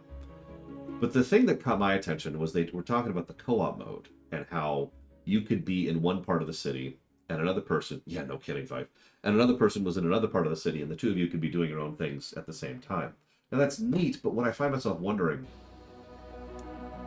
does that mean the co-op is the two players have infinite amount of distance they can have between each other? Or are the two players going to be limited to being within the same cell as each other? Because to use a specific example, in Divinity Original Sin 2, all you had to do was be in the same act as each other, which is a huge real estate. So we'll see. I'm actually very curious about what they do with that. Anyways, August 31st, I am legitimately looking forward to Baldur's Gate 3, obviously. It is already funded, by the way, for those of you curious. It has been for like a year and a half. Ember Knights. It's a twin-stick shooter game with 4-player co-op. It's a roguelite. There's combos. There's bosses. You get it. I'm going to play it with my friends. Then there's TerraTech Worlds. This is a vehicle builder. So you run around in a tank. Your tank is your player character. It's got co-op. And you build stuff with your tank and you customize your tank. And it's very combat focused, but it's still another Factorio-esque building your base up kind of a thing, which I'm going to be playing with my friends. Then there's Macabre. This is Evo's game right here, because it's a surreal horror jump scare game. Co-op. And it's an extraction FPS. So for those who don't know what that means, the whole idea is you get into a place and then you either get out or you get something out of it. It depends on the specifics. And if you fail, then you restart. It's pseudo-roguelite. But either way, very surreal, very, very, Cthulhuian. Not my thing. No, thank you. Then they showed off Earthless. This is a very no-info game. Except, I went and looked into this. So the premise of Earthless is very simple. The Earth is destroyed. All the people flee from Earth out into the stars. There you go. There's the premise. Now, it's actually a card-based game. It's a deck builder roguelite. So you've got your deck, you draw your deck, and you play your cards, and that determines where your ship goes as it's exploring into the cosmos, trying to find a new home. There is actually a story campaign. There are different factions. There is a co-op mode, and the actual ship stuff is turn-based. I know, right, Rax? But it actually looks kind of cool. The only thing that kind of makes me kind of raise an eyebrow is the fact that it's got a deck builder built in. But we'll see, because that's a whole depends on specifics kind of situation.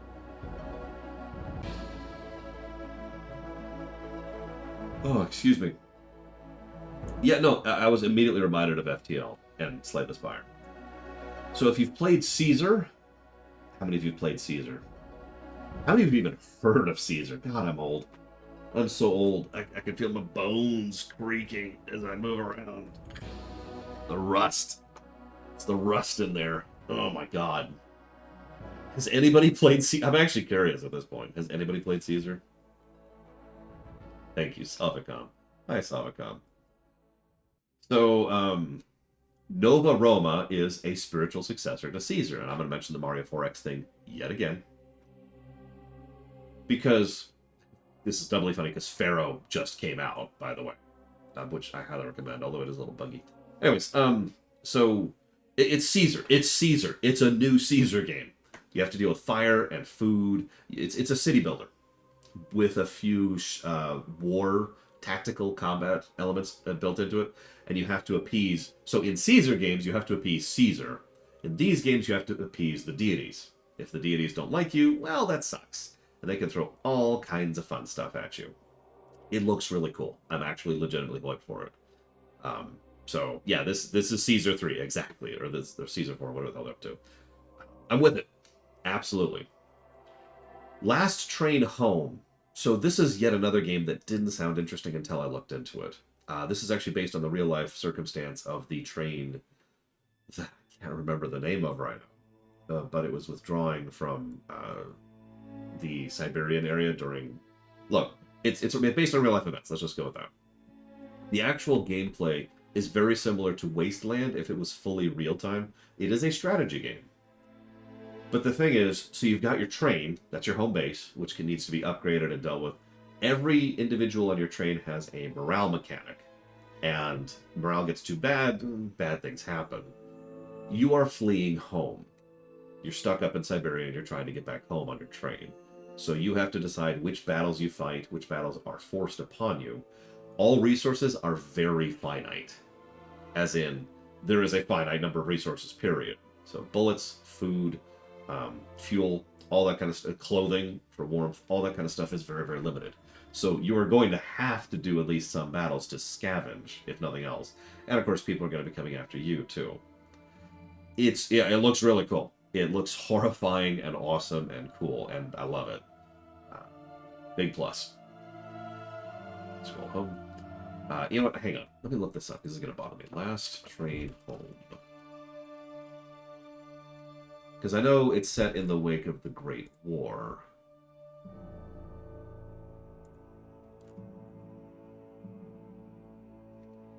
Czechoslovakian. So you were playing Czechs who are trying to get back home, and while you're doing it, the Red and the White armies, if you're familiar with it, you are in the middle of fighting, and you're kind of in the middle of both of them. And that sucks. And yeah, there's also going to be some decision-making stuff to go through as you're going through. Very squad-focused, very zoomed-in, micro RTS. Like I said, looks very cool, if extremely horrific. Then they showed up Formula 1 Manager 2023, shrug. Then I needed a drink. Then they showed off My Friendly Neighborhood. My first thought was, really? My second thought was, I want to play this game. So, My Friendly Neighborhood is your equipment is, so your inventory is very Tetris-y. It's the Resident Evil 4 thing, right? So you play equipment management that way. It's an FPS. You're fighting stuffed animals. Or sorry, that's the wrong phrase. You're fighting like Sesame Street dudes. But it's not like horrific or violent or whatever subversion you're thinking. It's exactly as cartoony and lighthearted as it sounds. You don't even use guns. You like shoot tags at them and stuff. Other than that, it just looks like a relatively basic FPS, but it's trying to sell itself on the strength of its quirkiness and its overall tone. It reminds me a lot of the Mother series, if you're familiar with that. Earthbound, if you're not. So, that's its thing, and that would be... that looks like fun. Then they decided to start making fun of VTubers.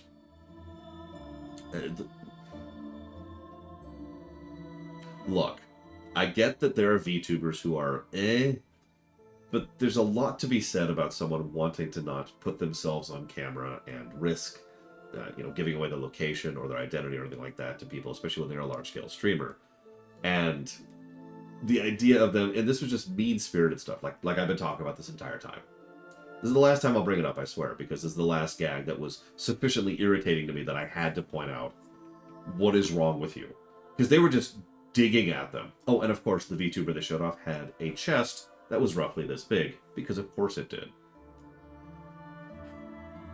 Moving on.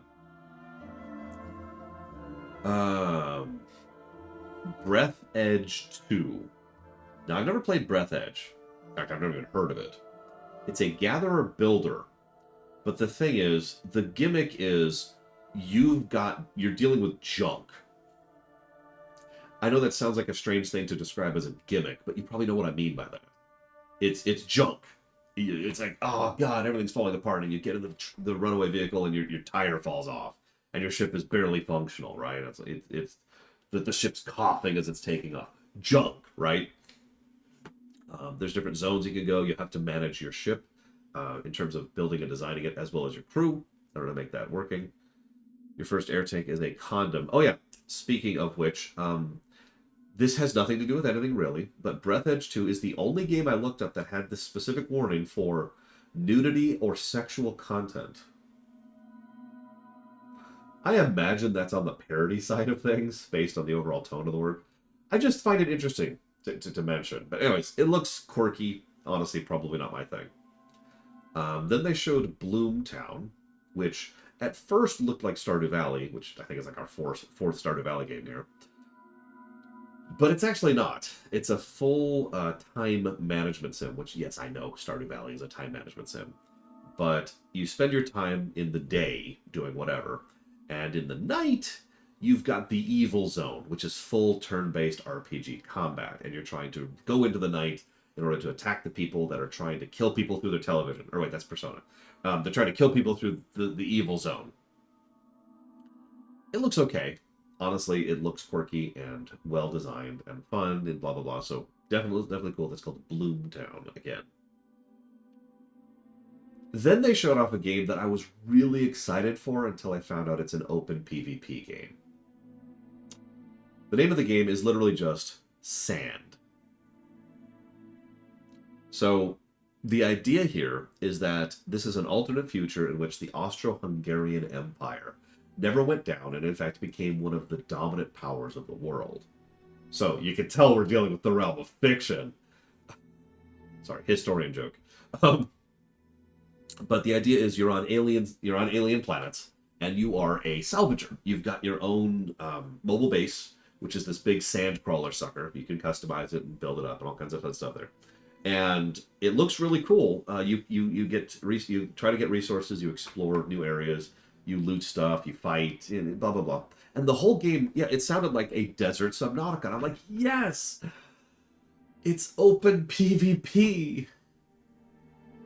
No, you lost me. You lost me immediately. Speaking of which, the last game the PC Gaming Show showed off is Dune Awakening. So, it's an MMO with a lot of focus on environmental threat. Obvious, the desert and the sand creatures. You start off in Dune Awakening. You have crash landed there, and all you have is a knife. Have fun, and it's like, oh my god, and I'm just gonna drop the hammer because it's an open PvP MMO.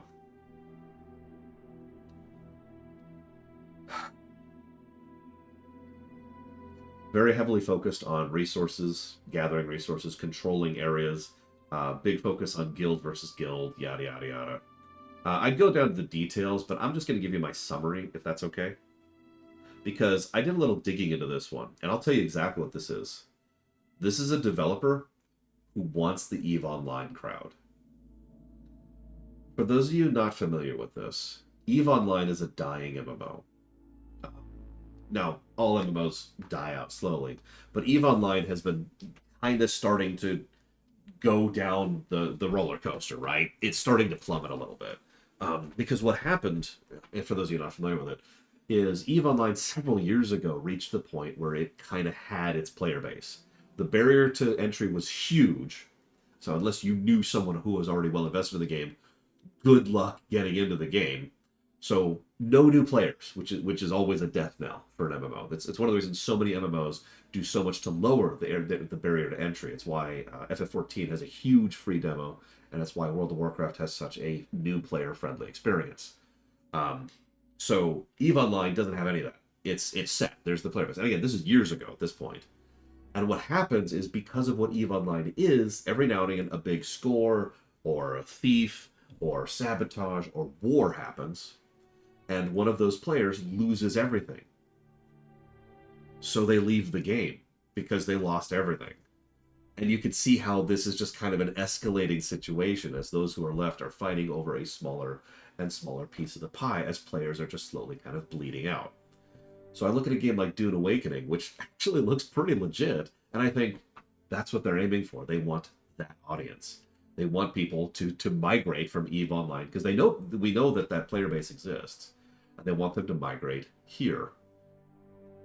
We'll see. Who knows?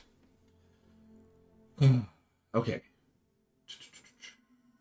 So now we're going to go through the Ubisoft show.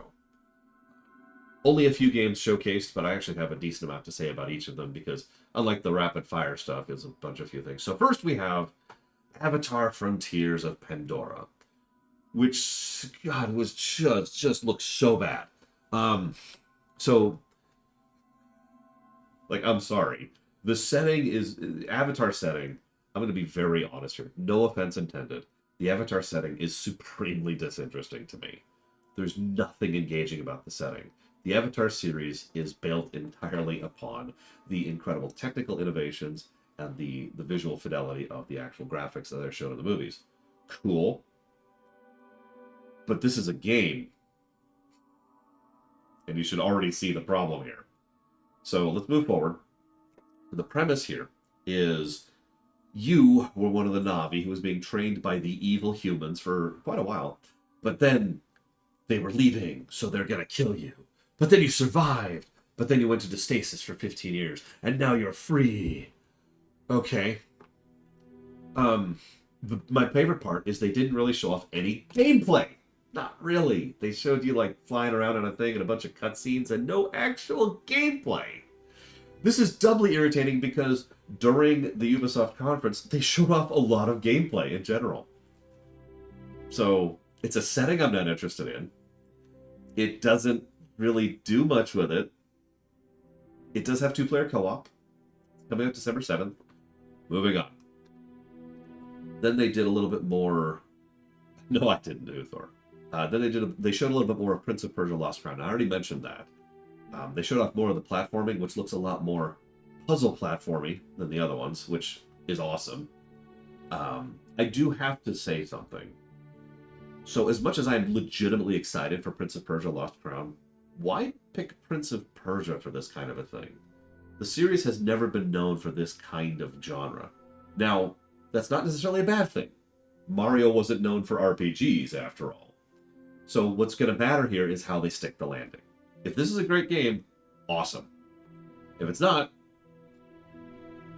we'll see what they do with it. It's going to depend. It is the Rayman team. I actually looked that up myself, too. So we'll see.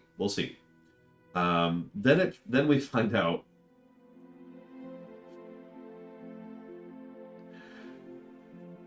then they showed off a show, which is Captain Laserhawk Blood Dragon Remix. It is a show based on Far Cry 3 Blood Dragon. I don't know what to say about this.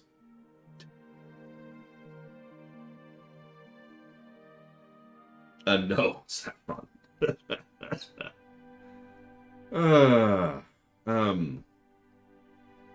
This is the team that worked on Castlevania, the anime, which of course immediately means I'm not interested, but I know a lot of people like that, so I mentioned that for that reason. I will say, so Adi Shankar was the guy who came up to present it. I hope I'm pronouncing that correctly. And it was a really bad crowd, because he goes out and he's in full uniform and nobody was applauding, and it was just like awkward. awkwardly quiet.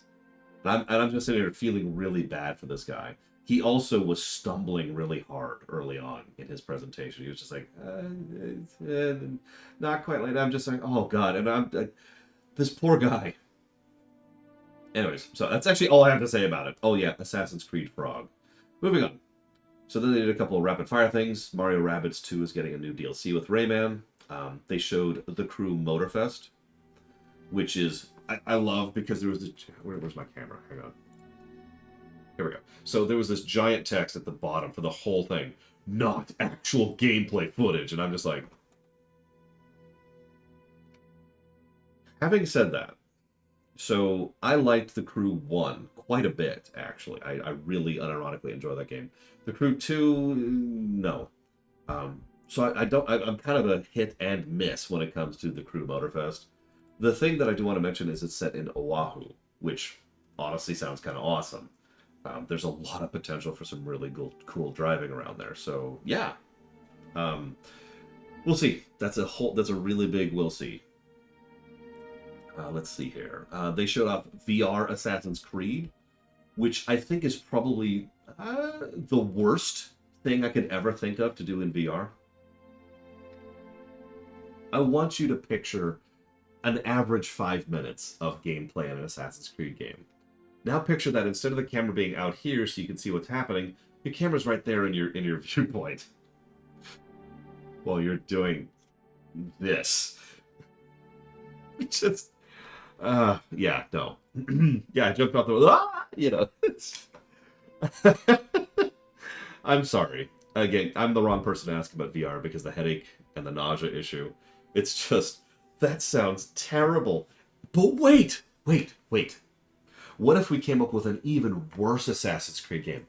I've got it. Let's make a mobile Assassin's Creed game called Assassin's Creed Jade. Because people have been wanting an Assassin's Creed set in China for literal years, and let's make it a freaking mobile game.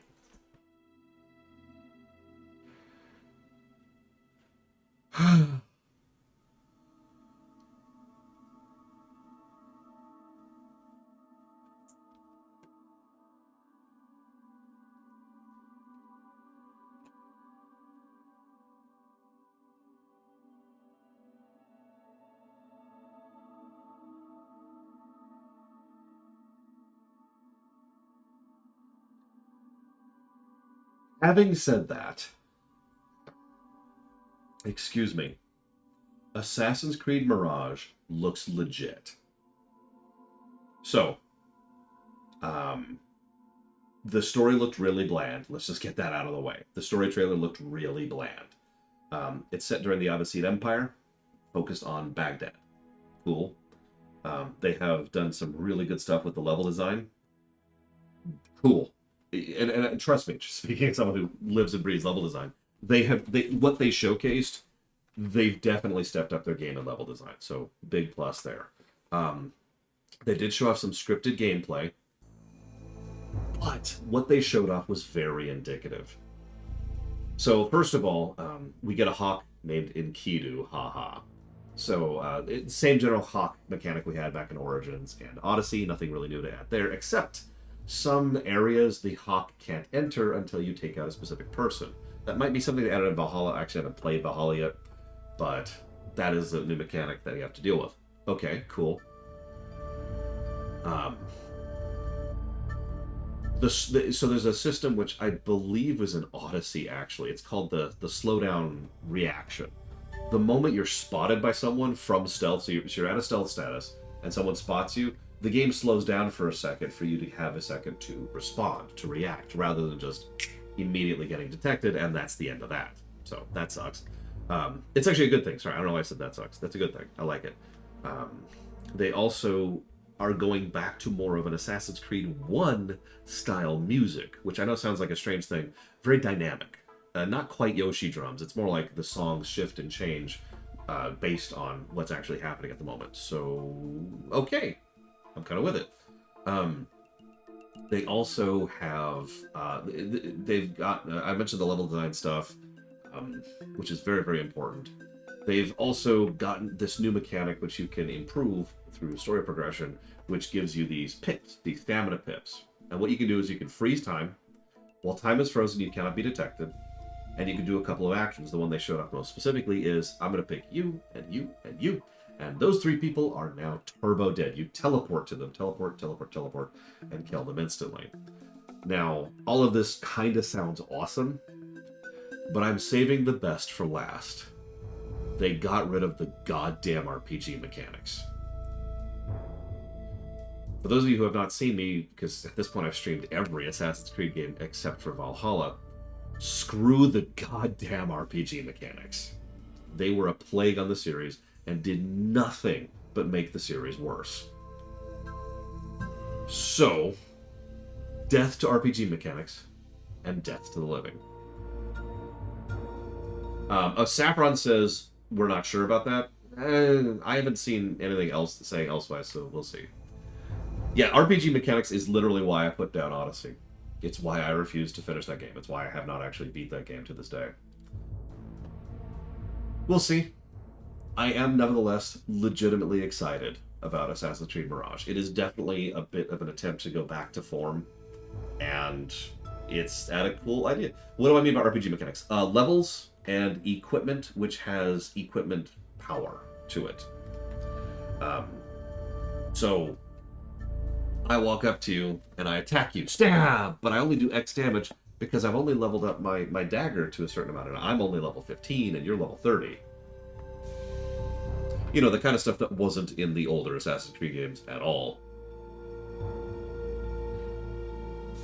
Like, there were some basic stat stuff in the older Assassin's Creed games, but not like what I'm talking about at all.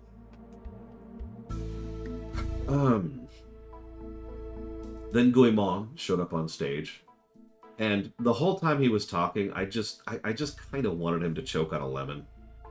That's all I'm gonna say about that. I just wanted him to choke on a lemon. But then they showed off Star Wars Outlaws.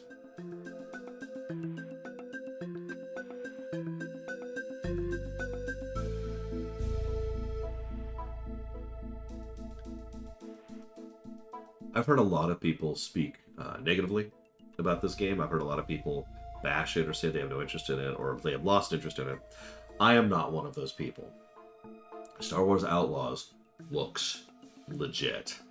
It is probably my second favorite game of the show. I actually mentioned this yesterday when we were doing a test stream. It looks really good. So, first of all, first thing they do, they just new Star Wars game. Didn't even hold back on that at all. Didn't even try to hold back on that. I'm like, oh, dude, yes. And so they showed off the gameplay. The gameplay looks very Far Cry, just third person instead of first person. I'm okay with that. I like Far Cry games, so cool. Let me just go down the list. So there, you've got a companion, Nyx, I believe is the companion's name, and that could be awesome or frustrating depending on how they implement it. It's going to be all about how it controls and how smart its context, because it's all context-sensitive input. So you basically say, aim at that, and what you're aiming at, it'll do something. Which, if you've played recent Far Cry games, like Far Cry 6, you know why I'm already calling this a Far Cry game. So that could be cool. Well, it depends. I love sicking my alligator on people, so, you know, that's fun. They're focusing on stealth 'em up, which, again, Far Cry. And I don't know about you, I've been wanting a stealth Star Wars game for literal decades. Now, obviously, it's not going to be completely stealth-focused. They do have a combat element, and a vehicle element, and a ship element, but it does look like there's going to be the ability to do a level fully stealthed. Just like in Far Cry. I know I keep making the comparison, but there's a reason I keep doing that. There's going to be heat mechanics for the guns. So you've got your blaster, and it overheats. This is straight out of Mass Effect 1. If you let it overheat to max, you've got a larger cooldown, or you can let it go earlier, and it'll cool down. You get it. You get the idea. There's different stances for how you can attack. There's focused, which is one big shot. There's the rapid fire, which I just talked about with the heat mechanic. And there's something called stun. They didn't show off stun, but I saw it on the HUD. There's going to be context-sensitive grapples. There's going to be temporary guns, like you could pick up a full repeater and just kind of go to town with it until it runs out of ammo. There's obviously going to be vehicle stuff. I kind of already mentioned that. Gotta have your swoops. There's going to be a lot of faction-based stuff. So one of the things they showed off in this mission is that you lost rep with a specific faction who might have given you missions otherwise, except for the fact that you just screwed up that. I find myself wondering if you would have lost rep if you were never detected. Like, if you fully stealth rob from someone, do you lose rep with that faction? Don't know the answer to that, but that's something that's in the back of my mind. ND5 is amazing. Just instantly. Star Wars has this weirdly good track record of making interesting droid characters. That's true even in Star Wars works that aren't really all that good. So, and I'm not really surprised that ND5 looks pretty cool. People are already doing, like, web comics about him. I'm not actually joking.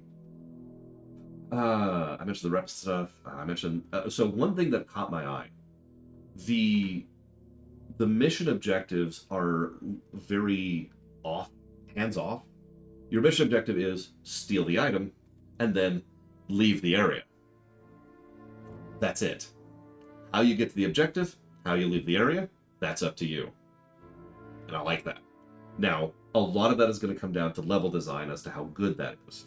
So we'll see, but at least on paper, I'm down for the concept because I love those kind of vague objectives. I love being told, get a thing, leave a thing, however you're going to do it. Which, again, Far Cry. Let's see. We saw a Mon Calamari broker. We saw some good voice acting. There's an Imperial officer. I'm going to go ahead and be a geek for a second. She's a lieutenant.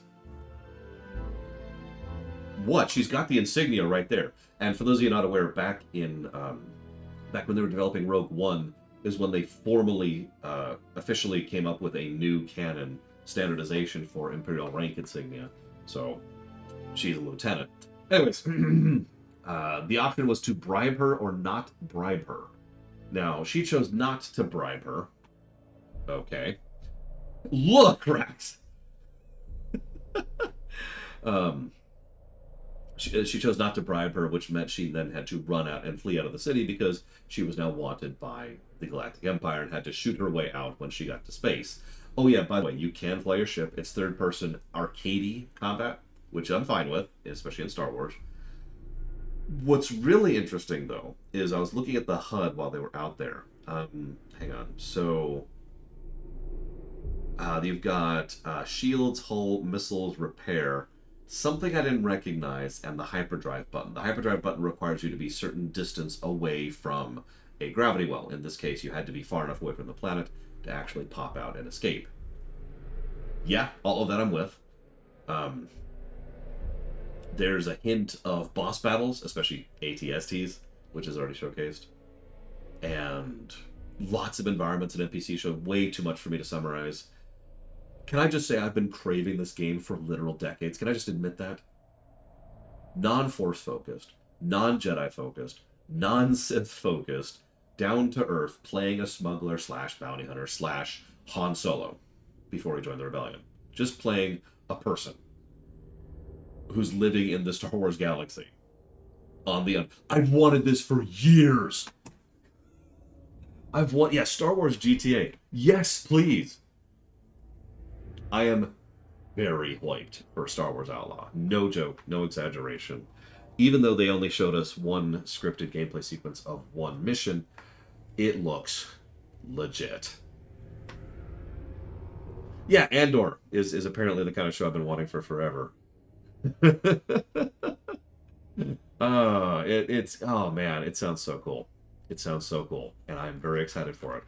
There is, however, one game I'm looking forward to more than that, which I would segue here, but I realized I should save it for last. Because hang on, we got one other thing. Because apparently the Star Trek Infinite info is now live. We weren't even sure like specifics of this game, but that info just went live here. I've got the page up. Thank you, Luthor. Star Trek Infinite. It is a grand strategy game. With Star Trek Infinite, there is no set path or singular way to play. Yeah, it's called a strategy game, dude. Whether you wish to take the route of diplomacy, espionage, or warfare, or a mix is up to you. Factions. UFP, the Klingon Empire, the Romulan Star Empire, and the Cardassian Union. Which is funny, because it's kind of like having the factions of France, the United Kingdom, the Soviet Union, and Belgium. No offense to Belgium, but what? Anyways. Let's see here. Blah, blah, blah, blah, blah. This is all just dumb stuff that doesn't matter. So let's look at some screenshots. Let's look at this stuff, shall we? Here we go. I'm sorry, I'm bringing it up to full size so I can really see it. Oh god, it really is Stellaris. That is the Stellaris engine. That is the Stellaris engine. Look at that. You can't see it. One moment. One moment. We're going to jury-rig this. We're going to do it live.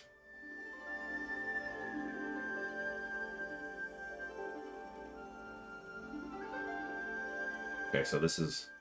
Oh, jeez. Hang on. You got to give me a second. How many viewers did I just lose because of... Okay, here we go. Huge.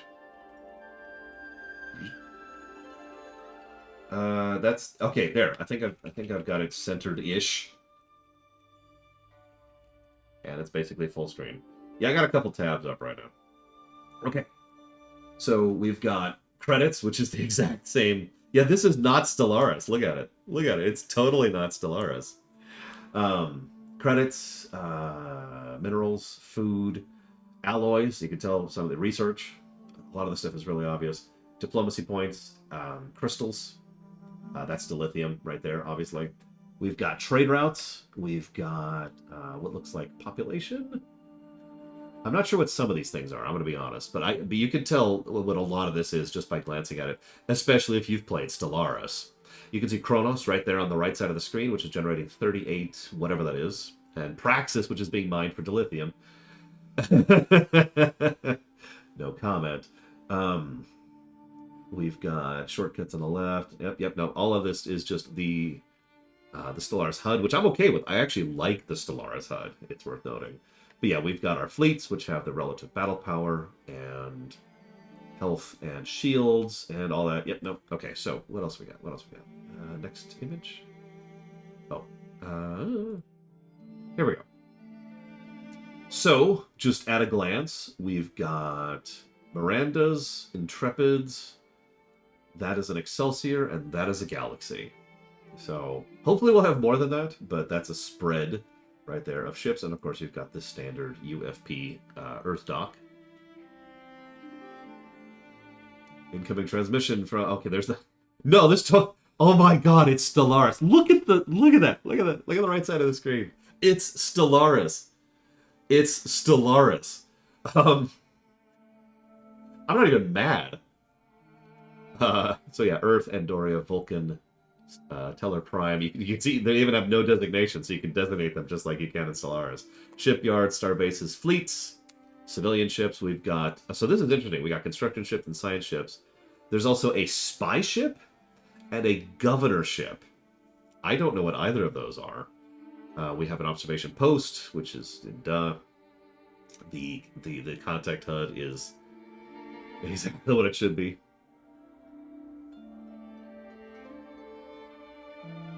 Interesting. Non-player corrupt syndicate, the Farians. Yep, obviously. Yeah. Next. Boop. Technology. Here's the research screen. Stop me if you've seen this one before. I'm sorry, this is getting funny. I'm not actually mad, really. Stellaris is a great core. I mean, I've been wanting a Star Trek 4X game forever, and if I have to have a Stellaris reskin, done. I just hope they actually add some Star Trek-specific stuff. The biggest thing, and I mean this with sincerity, events. I've said this before, and I'll say this again. The thing that sets Paradox games apart from everything else is the... it's the event system.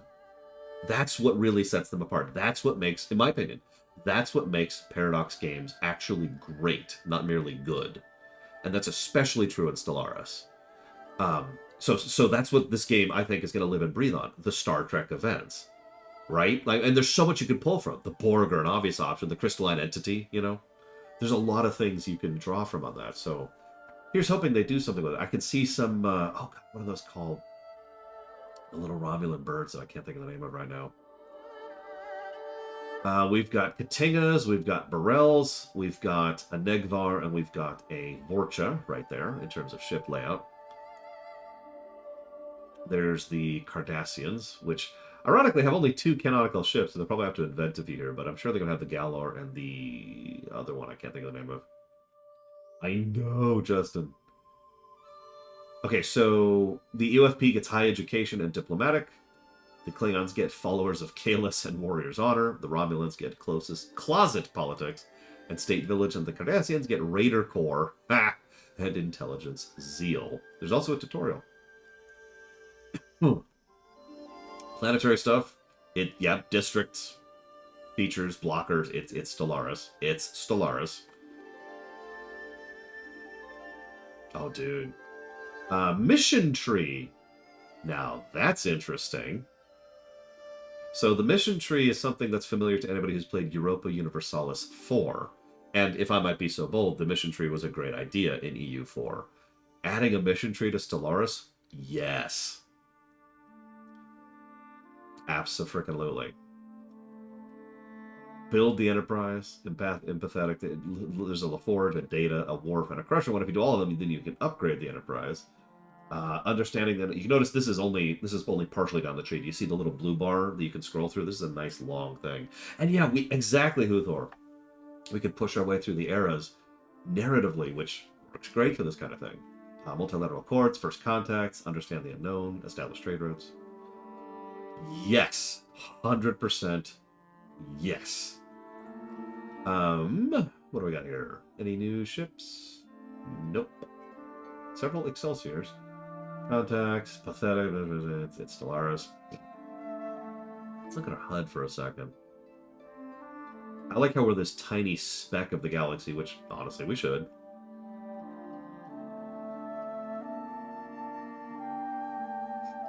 Looks like the same General Stellaris HUD, which is good. There's the Keldons. And those little... Oh, that's right, they did have those little fighter things, didn't they? It's a good question, Hudar, because the Star Trek galaxy is actually tiny. Hello, Lataria. There's the Valdor, I think is the name of the ship. The Talis, the Valdor, and the D'Deridex. Of course, we gotta play as the Romulans. But why? Because then we could have a D'Deridex. No other reason. By the way, fun fact, this is actually a Stellaris song that's playing right now. Oh, the Mogai, my bad. What's the Valdor? Oh, that's a good point. It could just be a Cardassian station, because that's just the style of Cardassian stations. And that's straight out of STO. Oh, right, Valdor was the name of the ship. I knew I wasn't completely off on that. Red alert from the Hovis system. Ah! Oh, have we looped? We've looped. Okay. Is that it? That appears to be it. Still, consider me legitimately hyped. That looks awesome.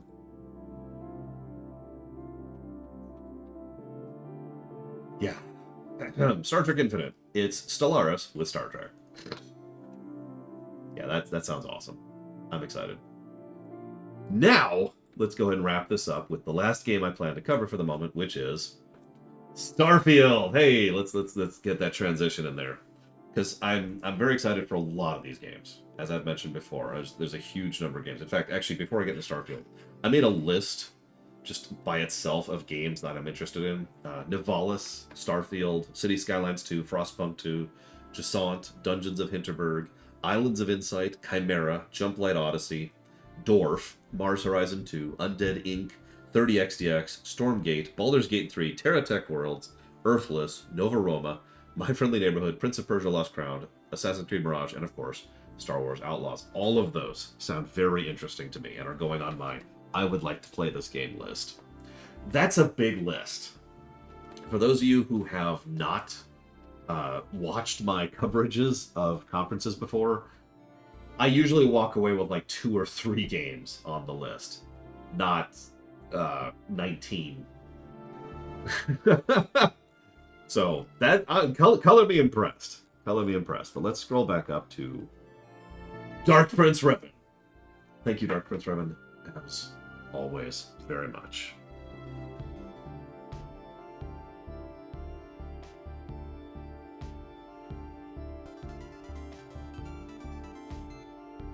I do very, very much appreciate it, as always. Thank you very, very much. I will put that towards absolutely not. No, dang, there it is.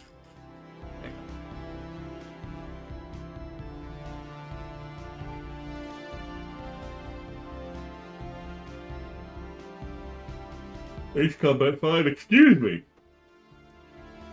Arkham, the Arkham Block, and Dragon's Dogma 1.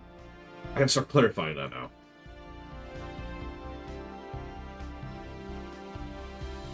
Sorry, Zeiss. I haven't been sleeping well. I'm also hungry. I'm debating ordering something just because I don't feel like cooking. You know? I know that's such a terrible reason, but god dang it, I have been just nose to the grinder for like 2 solid weeks now. Okay.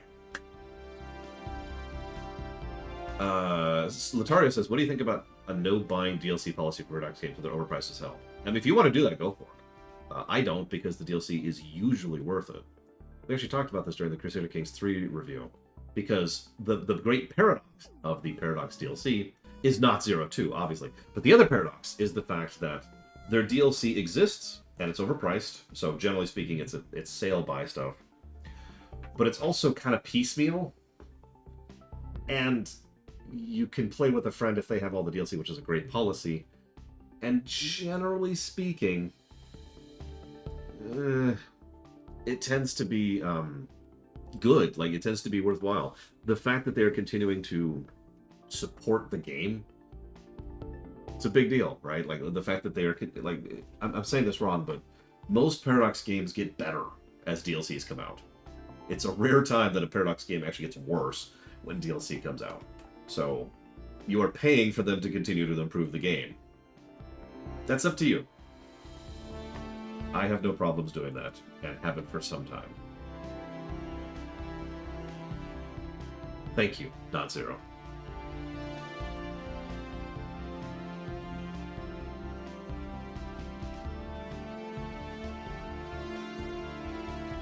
I do always appreciate the support. Thank you. Thank you. I'm sorry, remind me what your usual is, Not Zero. I am sick and tired and have had a very, very interesting couple of weeks.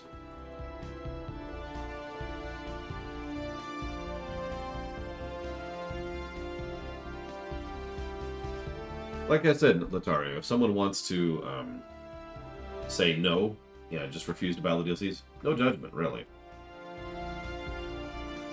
Battle War 5 and Book of Boba Fett, you got it.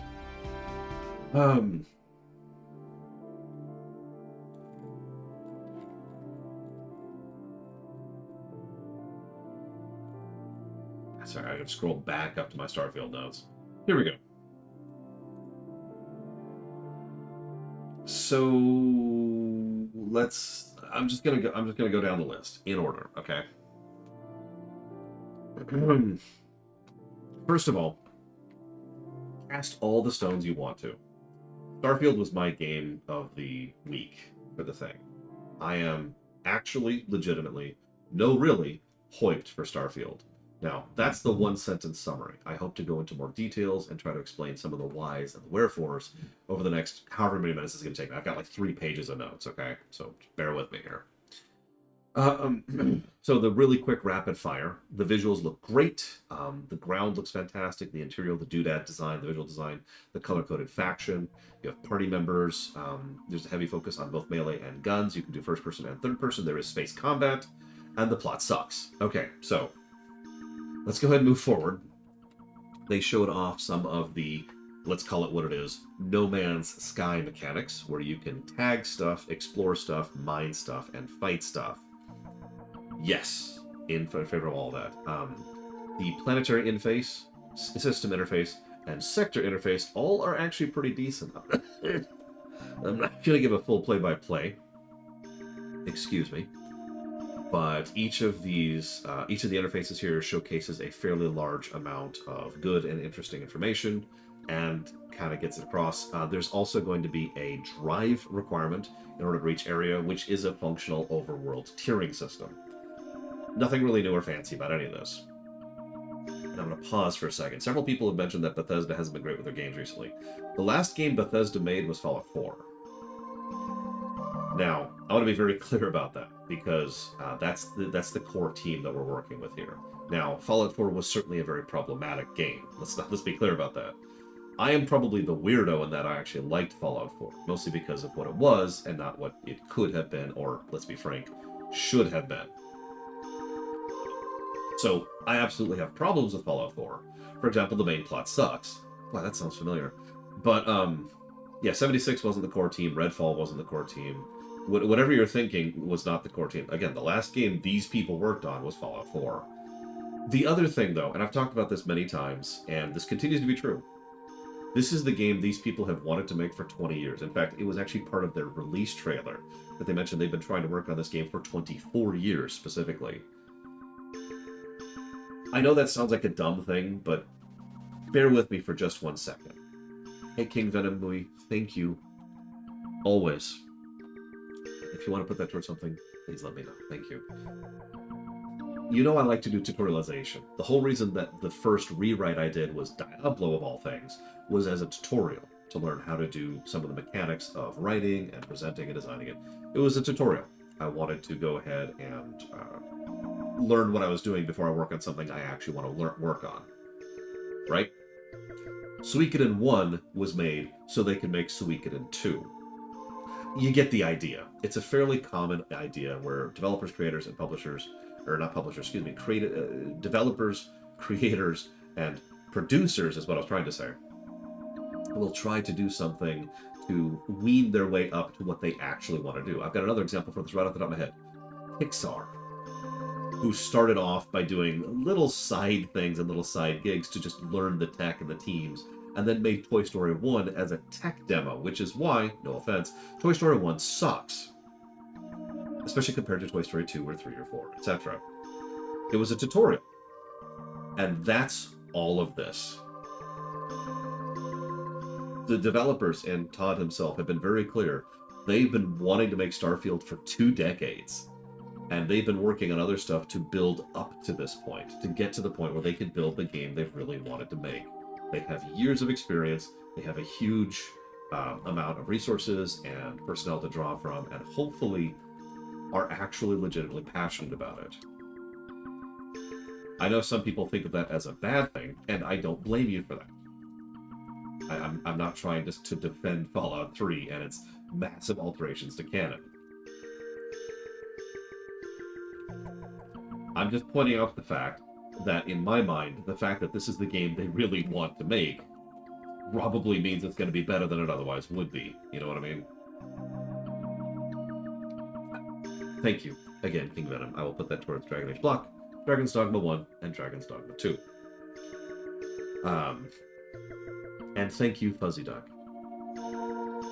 And he's gone. There's no Fuzzy Duck. If you want to put that towards something, Fuzzy Duck, please let me know. Yeah, I know. Imagine wanting to make a game. You notice they haven't even started working on Elder Scrolls 6 yet. Nor should they, if I might be so bold. Well, let's get back to Starfield. So, the main plot is focused on this group called Constellation, and the main plot focus is finding we have magically found a missing artifact, which activates the other artifacts of ancient precursor aliens. And this all sounds really, really dumb. And I'm just going to say that as bluntly as I can. The main plot sounds bad. Like, actually bad. Let's just get that out of the way. The main plot sounds like every generic sci-fi story I have ever seen since the 70s. Yeah, I was gonna say, it's Emil writing it. What are we expecting from this garbage? Forgive me for sounding so harsh, but it's like, really? That's what you're going for? You got it, Fuzzy Duck. Thank you.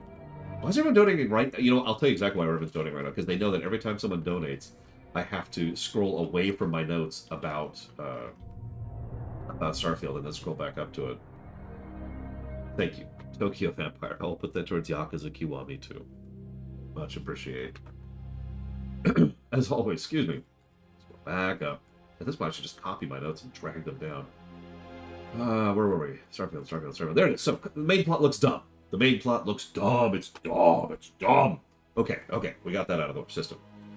Okay, we're good. Then they showed off the cities. These are some of the nicest open world cities I have seen in my career. These are bonkers good looking. Color usage, palette, doodads. It's actually astonishing how good the terrain looks. I don't know how to put it. I don't know where to go with it. It's incredible. I want to just walk around those cities for a while and just look around and enjoy and soak in. We're talking probably multiple positives per city. It also leads me immediately to one of the other probable negatives about this game. So I have said for some time, and you can quote me on this, that this is going to be a Mass Effect 1 situation. You're going to have the manually crafted planets, which are awesome, and then you're going to have the procedurally generated planets, which are not. And that's just what it is. Everything so far has indicated that to be true, and I've said this for like over a year at this point. So the cities and the manually crafted stuff is probably going to be really awesome, and the procedural stuff is gonna probably be very bland. Now, I do want to talk about the words. I actually missed my. Oh, right, I talked about this. So, the cities, everything's cool. Then there's the people. Let's get this out of the way. The people look actively bad. Like, terrible. Like, I'm a little bit shocked at how honestly ugly the people are. And their facial animation, if you could call it that. Yeah, I know, creation engine, but this is junk, to be as blunt as I can. What's interesting is the more I thought about it, though, the more I thought that what I would have done is tried to focus on stylizing it a little bit more. Maybe get rid of mouth flaps entirely. Just completely get rid of the mouth flaps. Maybe make the people represented by like something a little more stylized as opposed to trying for realistic and failing miserably. The people look bad, is what I'm trying to say. However, I do have to mention that if I was in charge, if I was the director and or producer of this project, I would massively deprioritize the people. And I would, not the people in terms of writing or voice acting, that's different. And in fact, the voice acting was pretty good from what we saw. And the writing, we'll see. But, yeah, that's... Side stories are usually quite good in Bethesda games. We'll see. But yeah, exactly. I'd deprioritize scale as well, but that's neither here nor there. So here's the deal. So on the one hand, I actually do understand the idea of deprioritizing facial animations. A, because they're just not that important in a game like this, and B, it's the creation engine. However, I do have to point out something. Let me Google something really quick, because I'm stupid.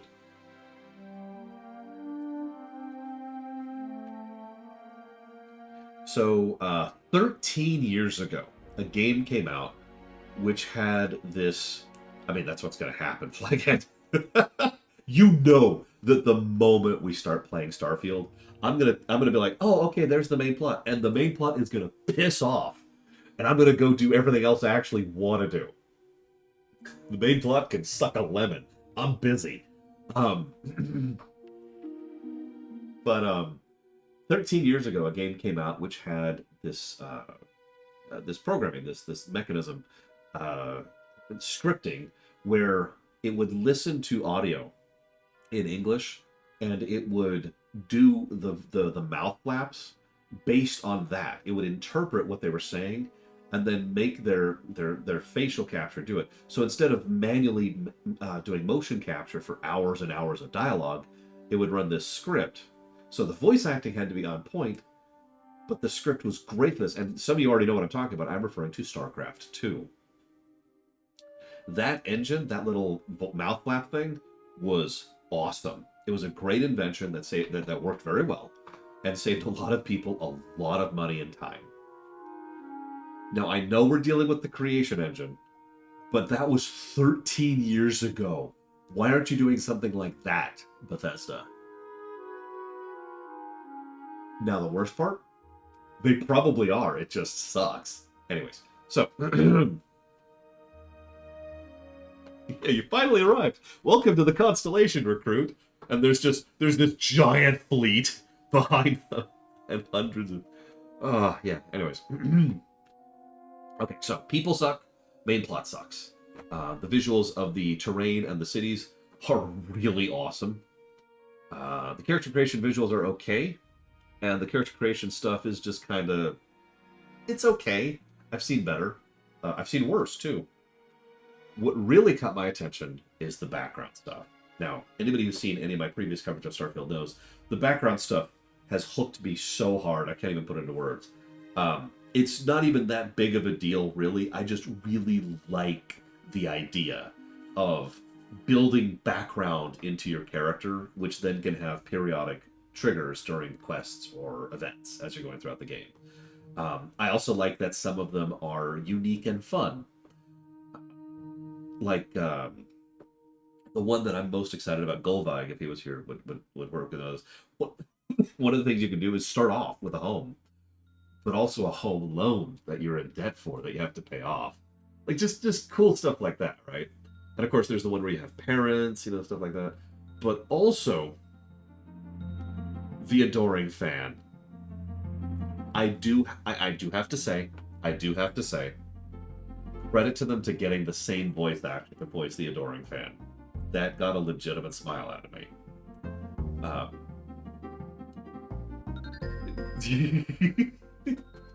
He also talked about how there are ways to remove your perks, your background perks, or your benefits and detriments. One of which was shooting the adoring fan. Yeah. You can get rid of the adoring fan perk. Anyways, but I love the background stuff, the kids stuff, just all of it. Yes, in my face. Let's go. Then they talked about leveling. So you gain levels. Levels give you points. You can spend those points to unlock a skill. The skills then are upgraded through challenges. Now, every skill they showcased was the same type of thing. Do X amount of this type of thing. Do this many unlocks, kill this many enemies, sell this much stuff. So you level, levels give you access to a perk. Doing that perk upgrades the perk. A fairly basic system, but I'm okay with that. Leveling doesn't have to be some super complex thing. The truthfulness here is that how good or bad this is going to depend entirely on the actual specifics. Once we get to the game, we can decide how well they do with this. I will say I absolutely prefer this over Fallout 4 system, because Fallout 4 system sucked, but that's neither here nor there. So, cool. One of the things you can unlock is access to a jetpack. I don't have anything to add to that. There's just a jetpack. One of the things they mentioned is xenosociology, which allows you to have a pet, alien pet, as opposed to a human pet. This is the creation engine. Pets, that is to say, allies or party members, traditionally suck. So this is going to be a huge question mark as to whether this is actually going to be worth a damn or not. 1 second, because I have to scroll down to my notes again. I should just delete my notes. That's what I do. I should just kill the past. I don't know, Tin-Headed Hydra. I really like shooting my adoring fans, but thank you very, very much, as always. I will put that towards Overlord. Thank you. Oh. Where was I? Here we go. Okay. They showed off Neurostrikes, Neurostrikes sounds like the kind of thing that would be fun if it's properly implemented. It's all about unarmed combat, a monk, essentially. And all of your attacks can do stun damage as your attack. I know, right? Stun damage, so, okay, cool. They showed off their Taki interface, which has so much to it that I'm actually going to walk away from it.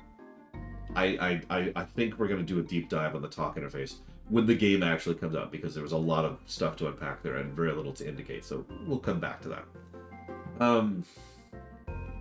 Then they talk about how they actually studied real data from NASA and real-life space exploration and science in order to set up their biomes and environments. They didn't say this outright, but I would bet money that what they did was, because we know that they didn't manually craft 1,000 planets, right? So what they probably did was they probably used simulators and mechanisms to try and say, okay, or script, excuse me, to try and say, here's how life could propagate under these circumstances.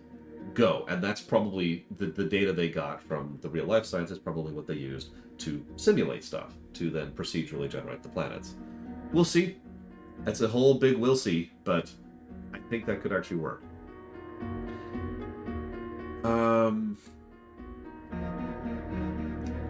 Let's talk about crew. Yeah, I know, right, Rex? Like I said, it's a big we'll see. So the crew. There's their companions, of course. They're members of Constellation. Okay, that sucks. But they also have others. And then they mentioned this line just kind of casually. They said, yeah, you could get crew for your ships and outpost. And I'm like, outpost? What's an outpost? Explain yourself. They never explained it.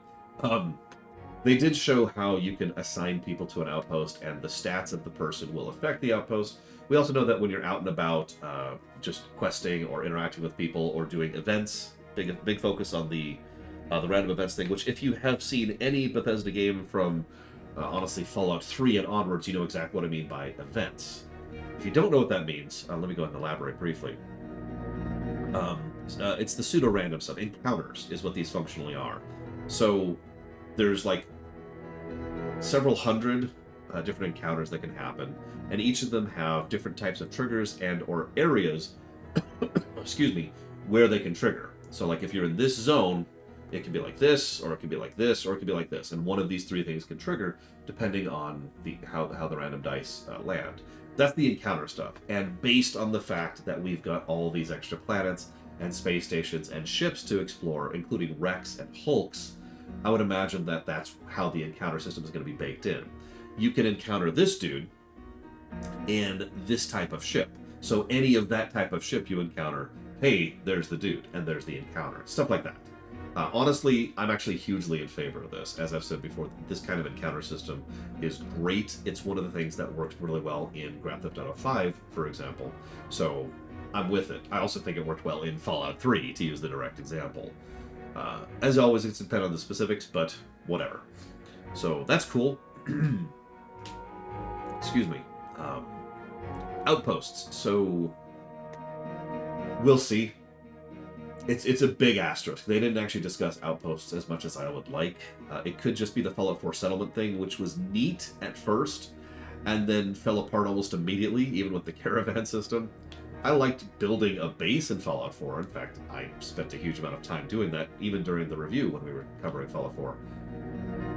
But the actual settlement system was not something I was in favor of, and not just because of Preston Garvey. So again, big we'll see, big we'll see. Now is probably the best time, however, to talk about ships. I'm actually going to switch playlists. This is like a chill playlist. We're not chill anymore. We've stopped being chill. We're exiting chill land. I don't really have a hype playlist. You know what?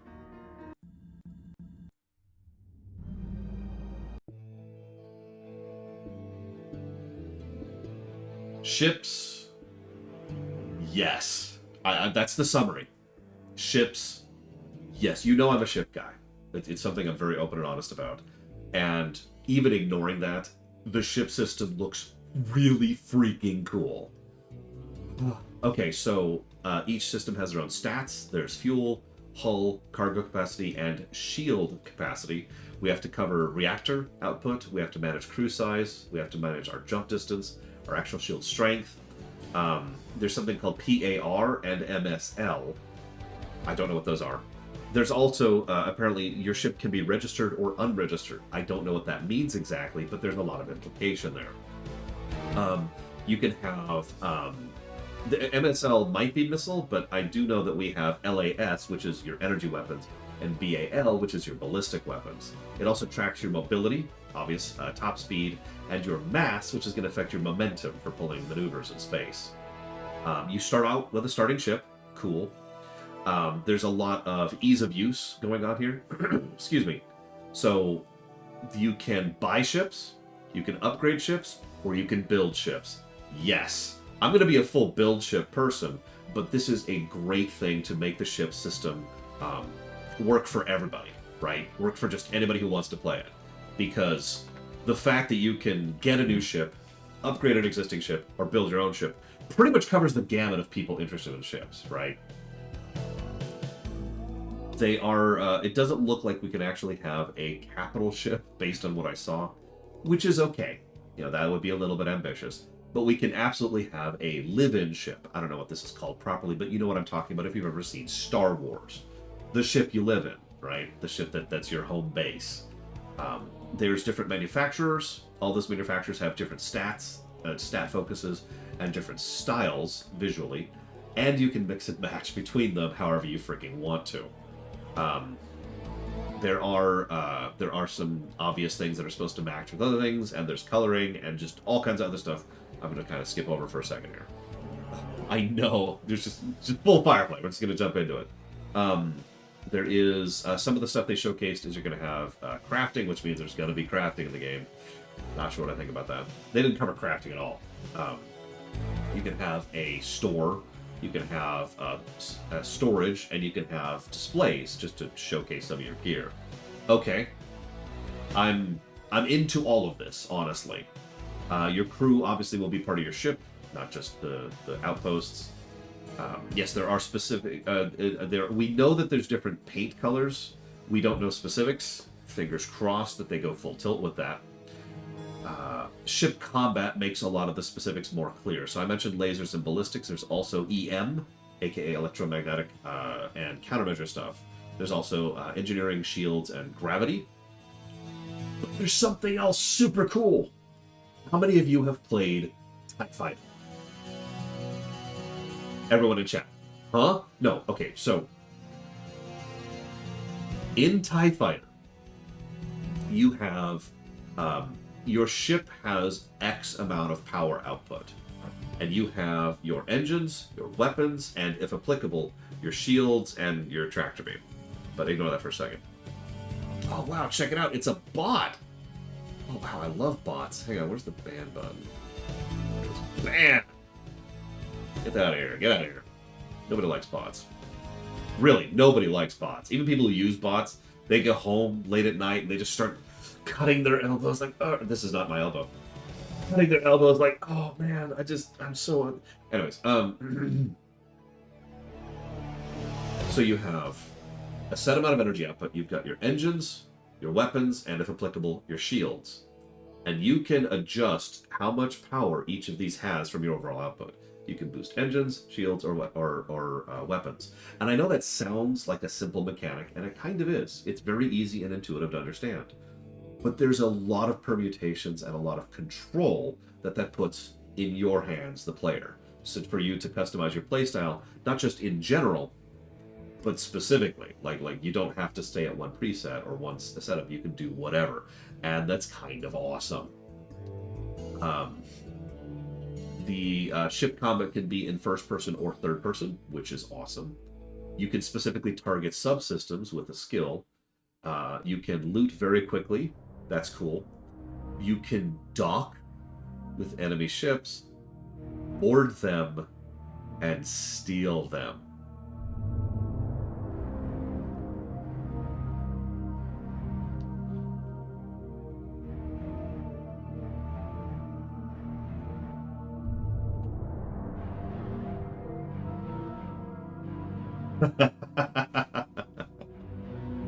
Look, Saffron.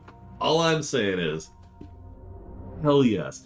Also, as this is presumptive, but if I were to analyze for a second, I would say that most of the ships you're going to be fighting are built with the same system that your ship is, aka the modular shipbuilding system. So that way you can go grab and steal enemy ships, and you get it. Can you steal stations? Uncertain. We know stations exist. All the stations they showed off looked very procedurally, so... Oh god, I'm looking forward to space event. Like I said, the encounter system looks pretty legit. All things being said, they talked about you having a fleet. They did not define that, because that could mean one of several things. It could mean we just have a bunch of ships we can call on. It might mean we are, I don't know, able to actually field a fleet at the same time. But yeah, it's probably the garage. Let's keep our expectations low. Still, we do get a fleet. Whatever that means. Shipyard, star yards. There's the pseudo-random stuff already mentioned. There's a lot of illusion of scale rather than actual scale, which I already mentioned. And I think that's actually it as far as my notes here. Oh, you can also assign crew to your other ships. It is a single-player game, yes. Unfortunately, it does not have co-op because Bethesda... Well, okay, because the creation engine would probably die if it tried to render a second player. I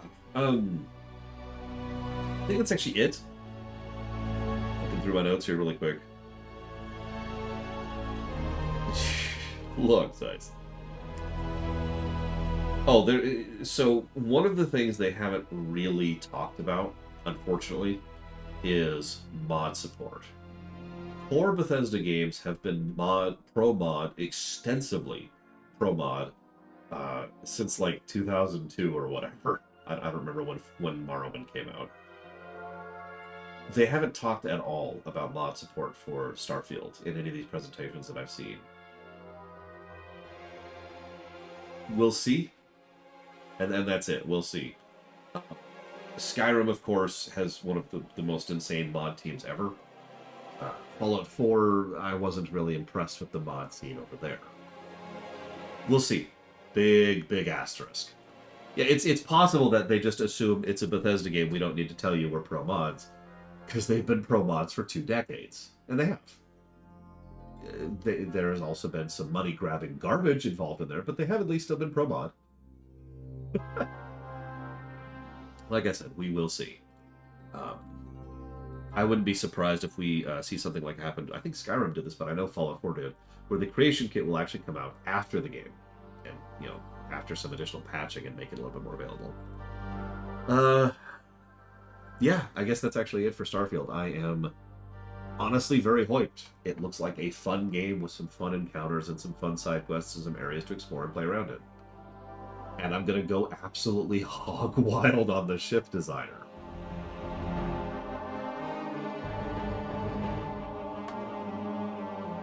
I know what you're thinking. What about FF16? Yeah, I didn't actually have time to cover that. At some other point. I'll cover it some other point. I swear. Oh, I've been live for 3 hours. Oh, excuse me. Ugh. And I don't have a PS5. That's also true. I don't want to sound negative. I'm very looking forward to FF16 when it comes out on a system that I actually have access to. Sorry, Blade Javal. Casual friend. I mean, at this point, so I mentioned this earlier, Savicom. It is so hot in this room. I'm not wearing my uniform in here.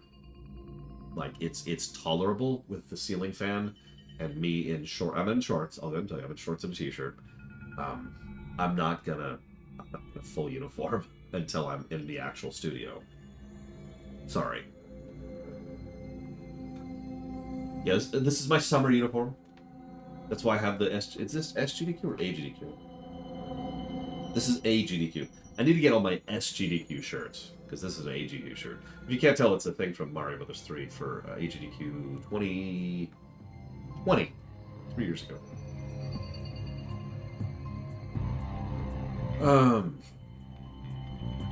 But yeah, just to wrap up very briefly, lot of good games showcased in the last week. Like, a lot of good stuff. I'm actually impressed. Like, I'm almost bothered by how many games I'm not playing right now, because I want to play all of these. One moment, please.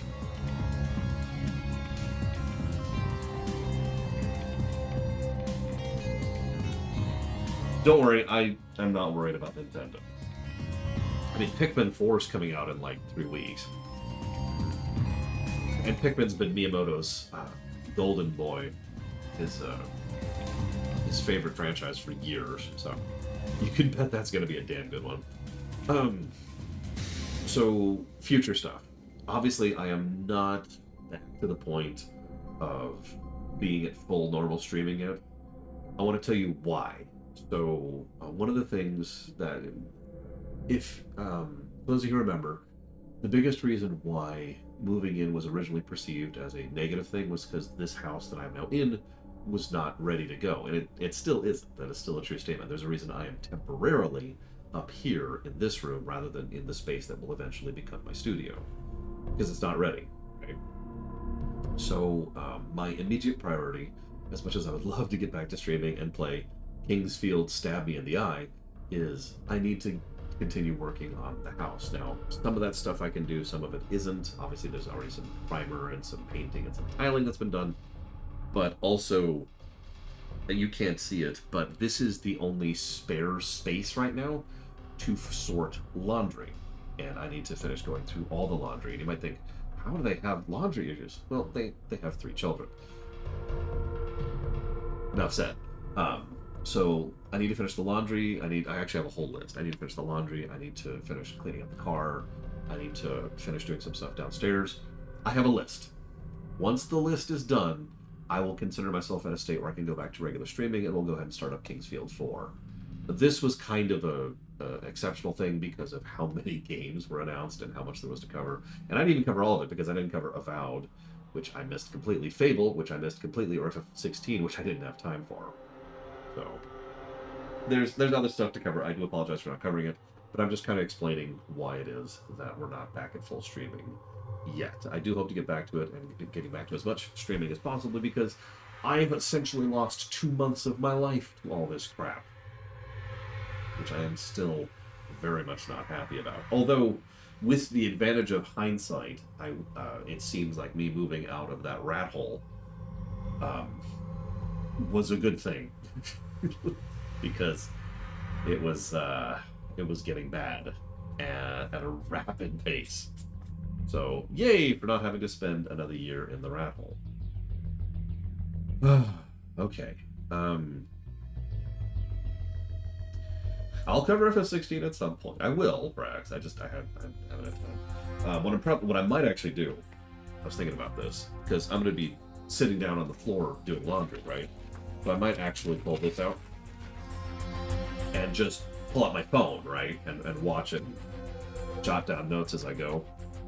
Because I'm not sure what the restreaming situation is with regards to the FF16. You notice I haven't done any restreaming because there's been some asterisks with that this year, especially since it's so many different people doing so many different conferences, so we'll see. I'll figure it out. Either way, I do hope y'all are doing good. I'm gonna go get some food and some laundry. I'll see y'all.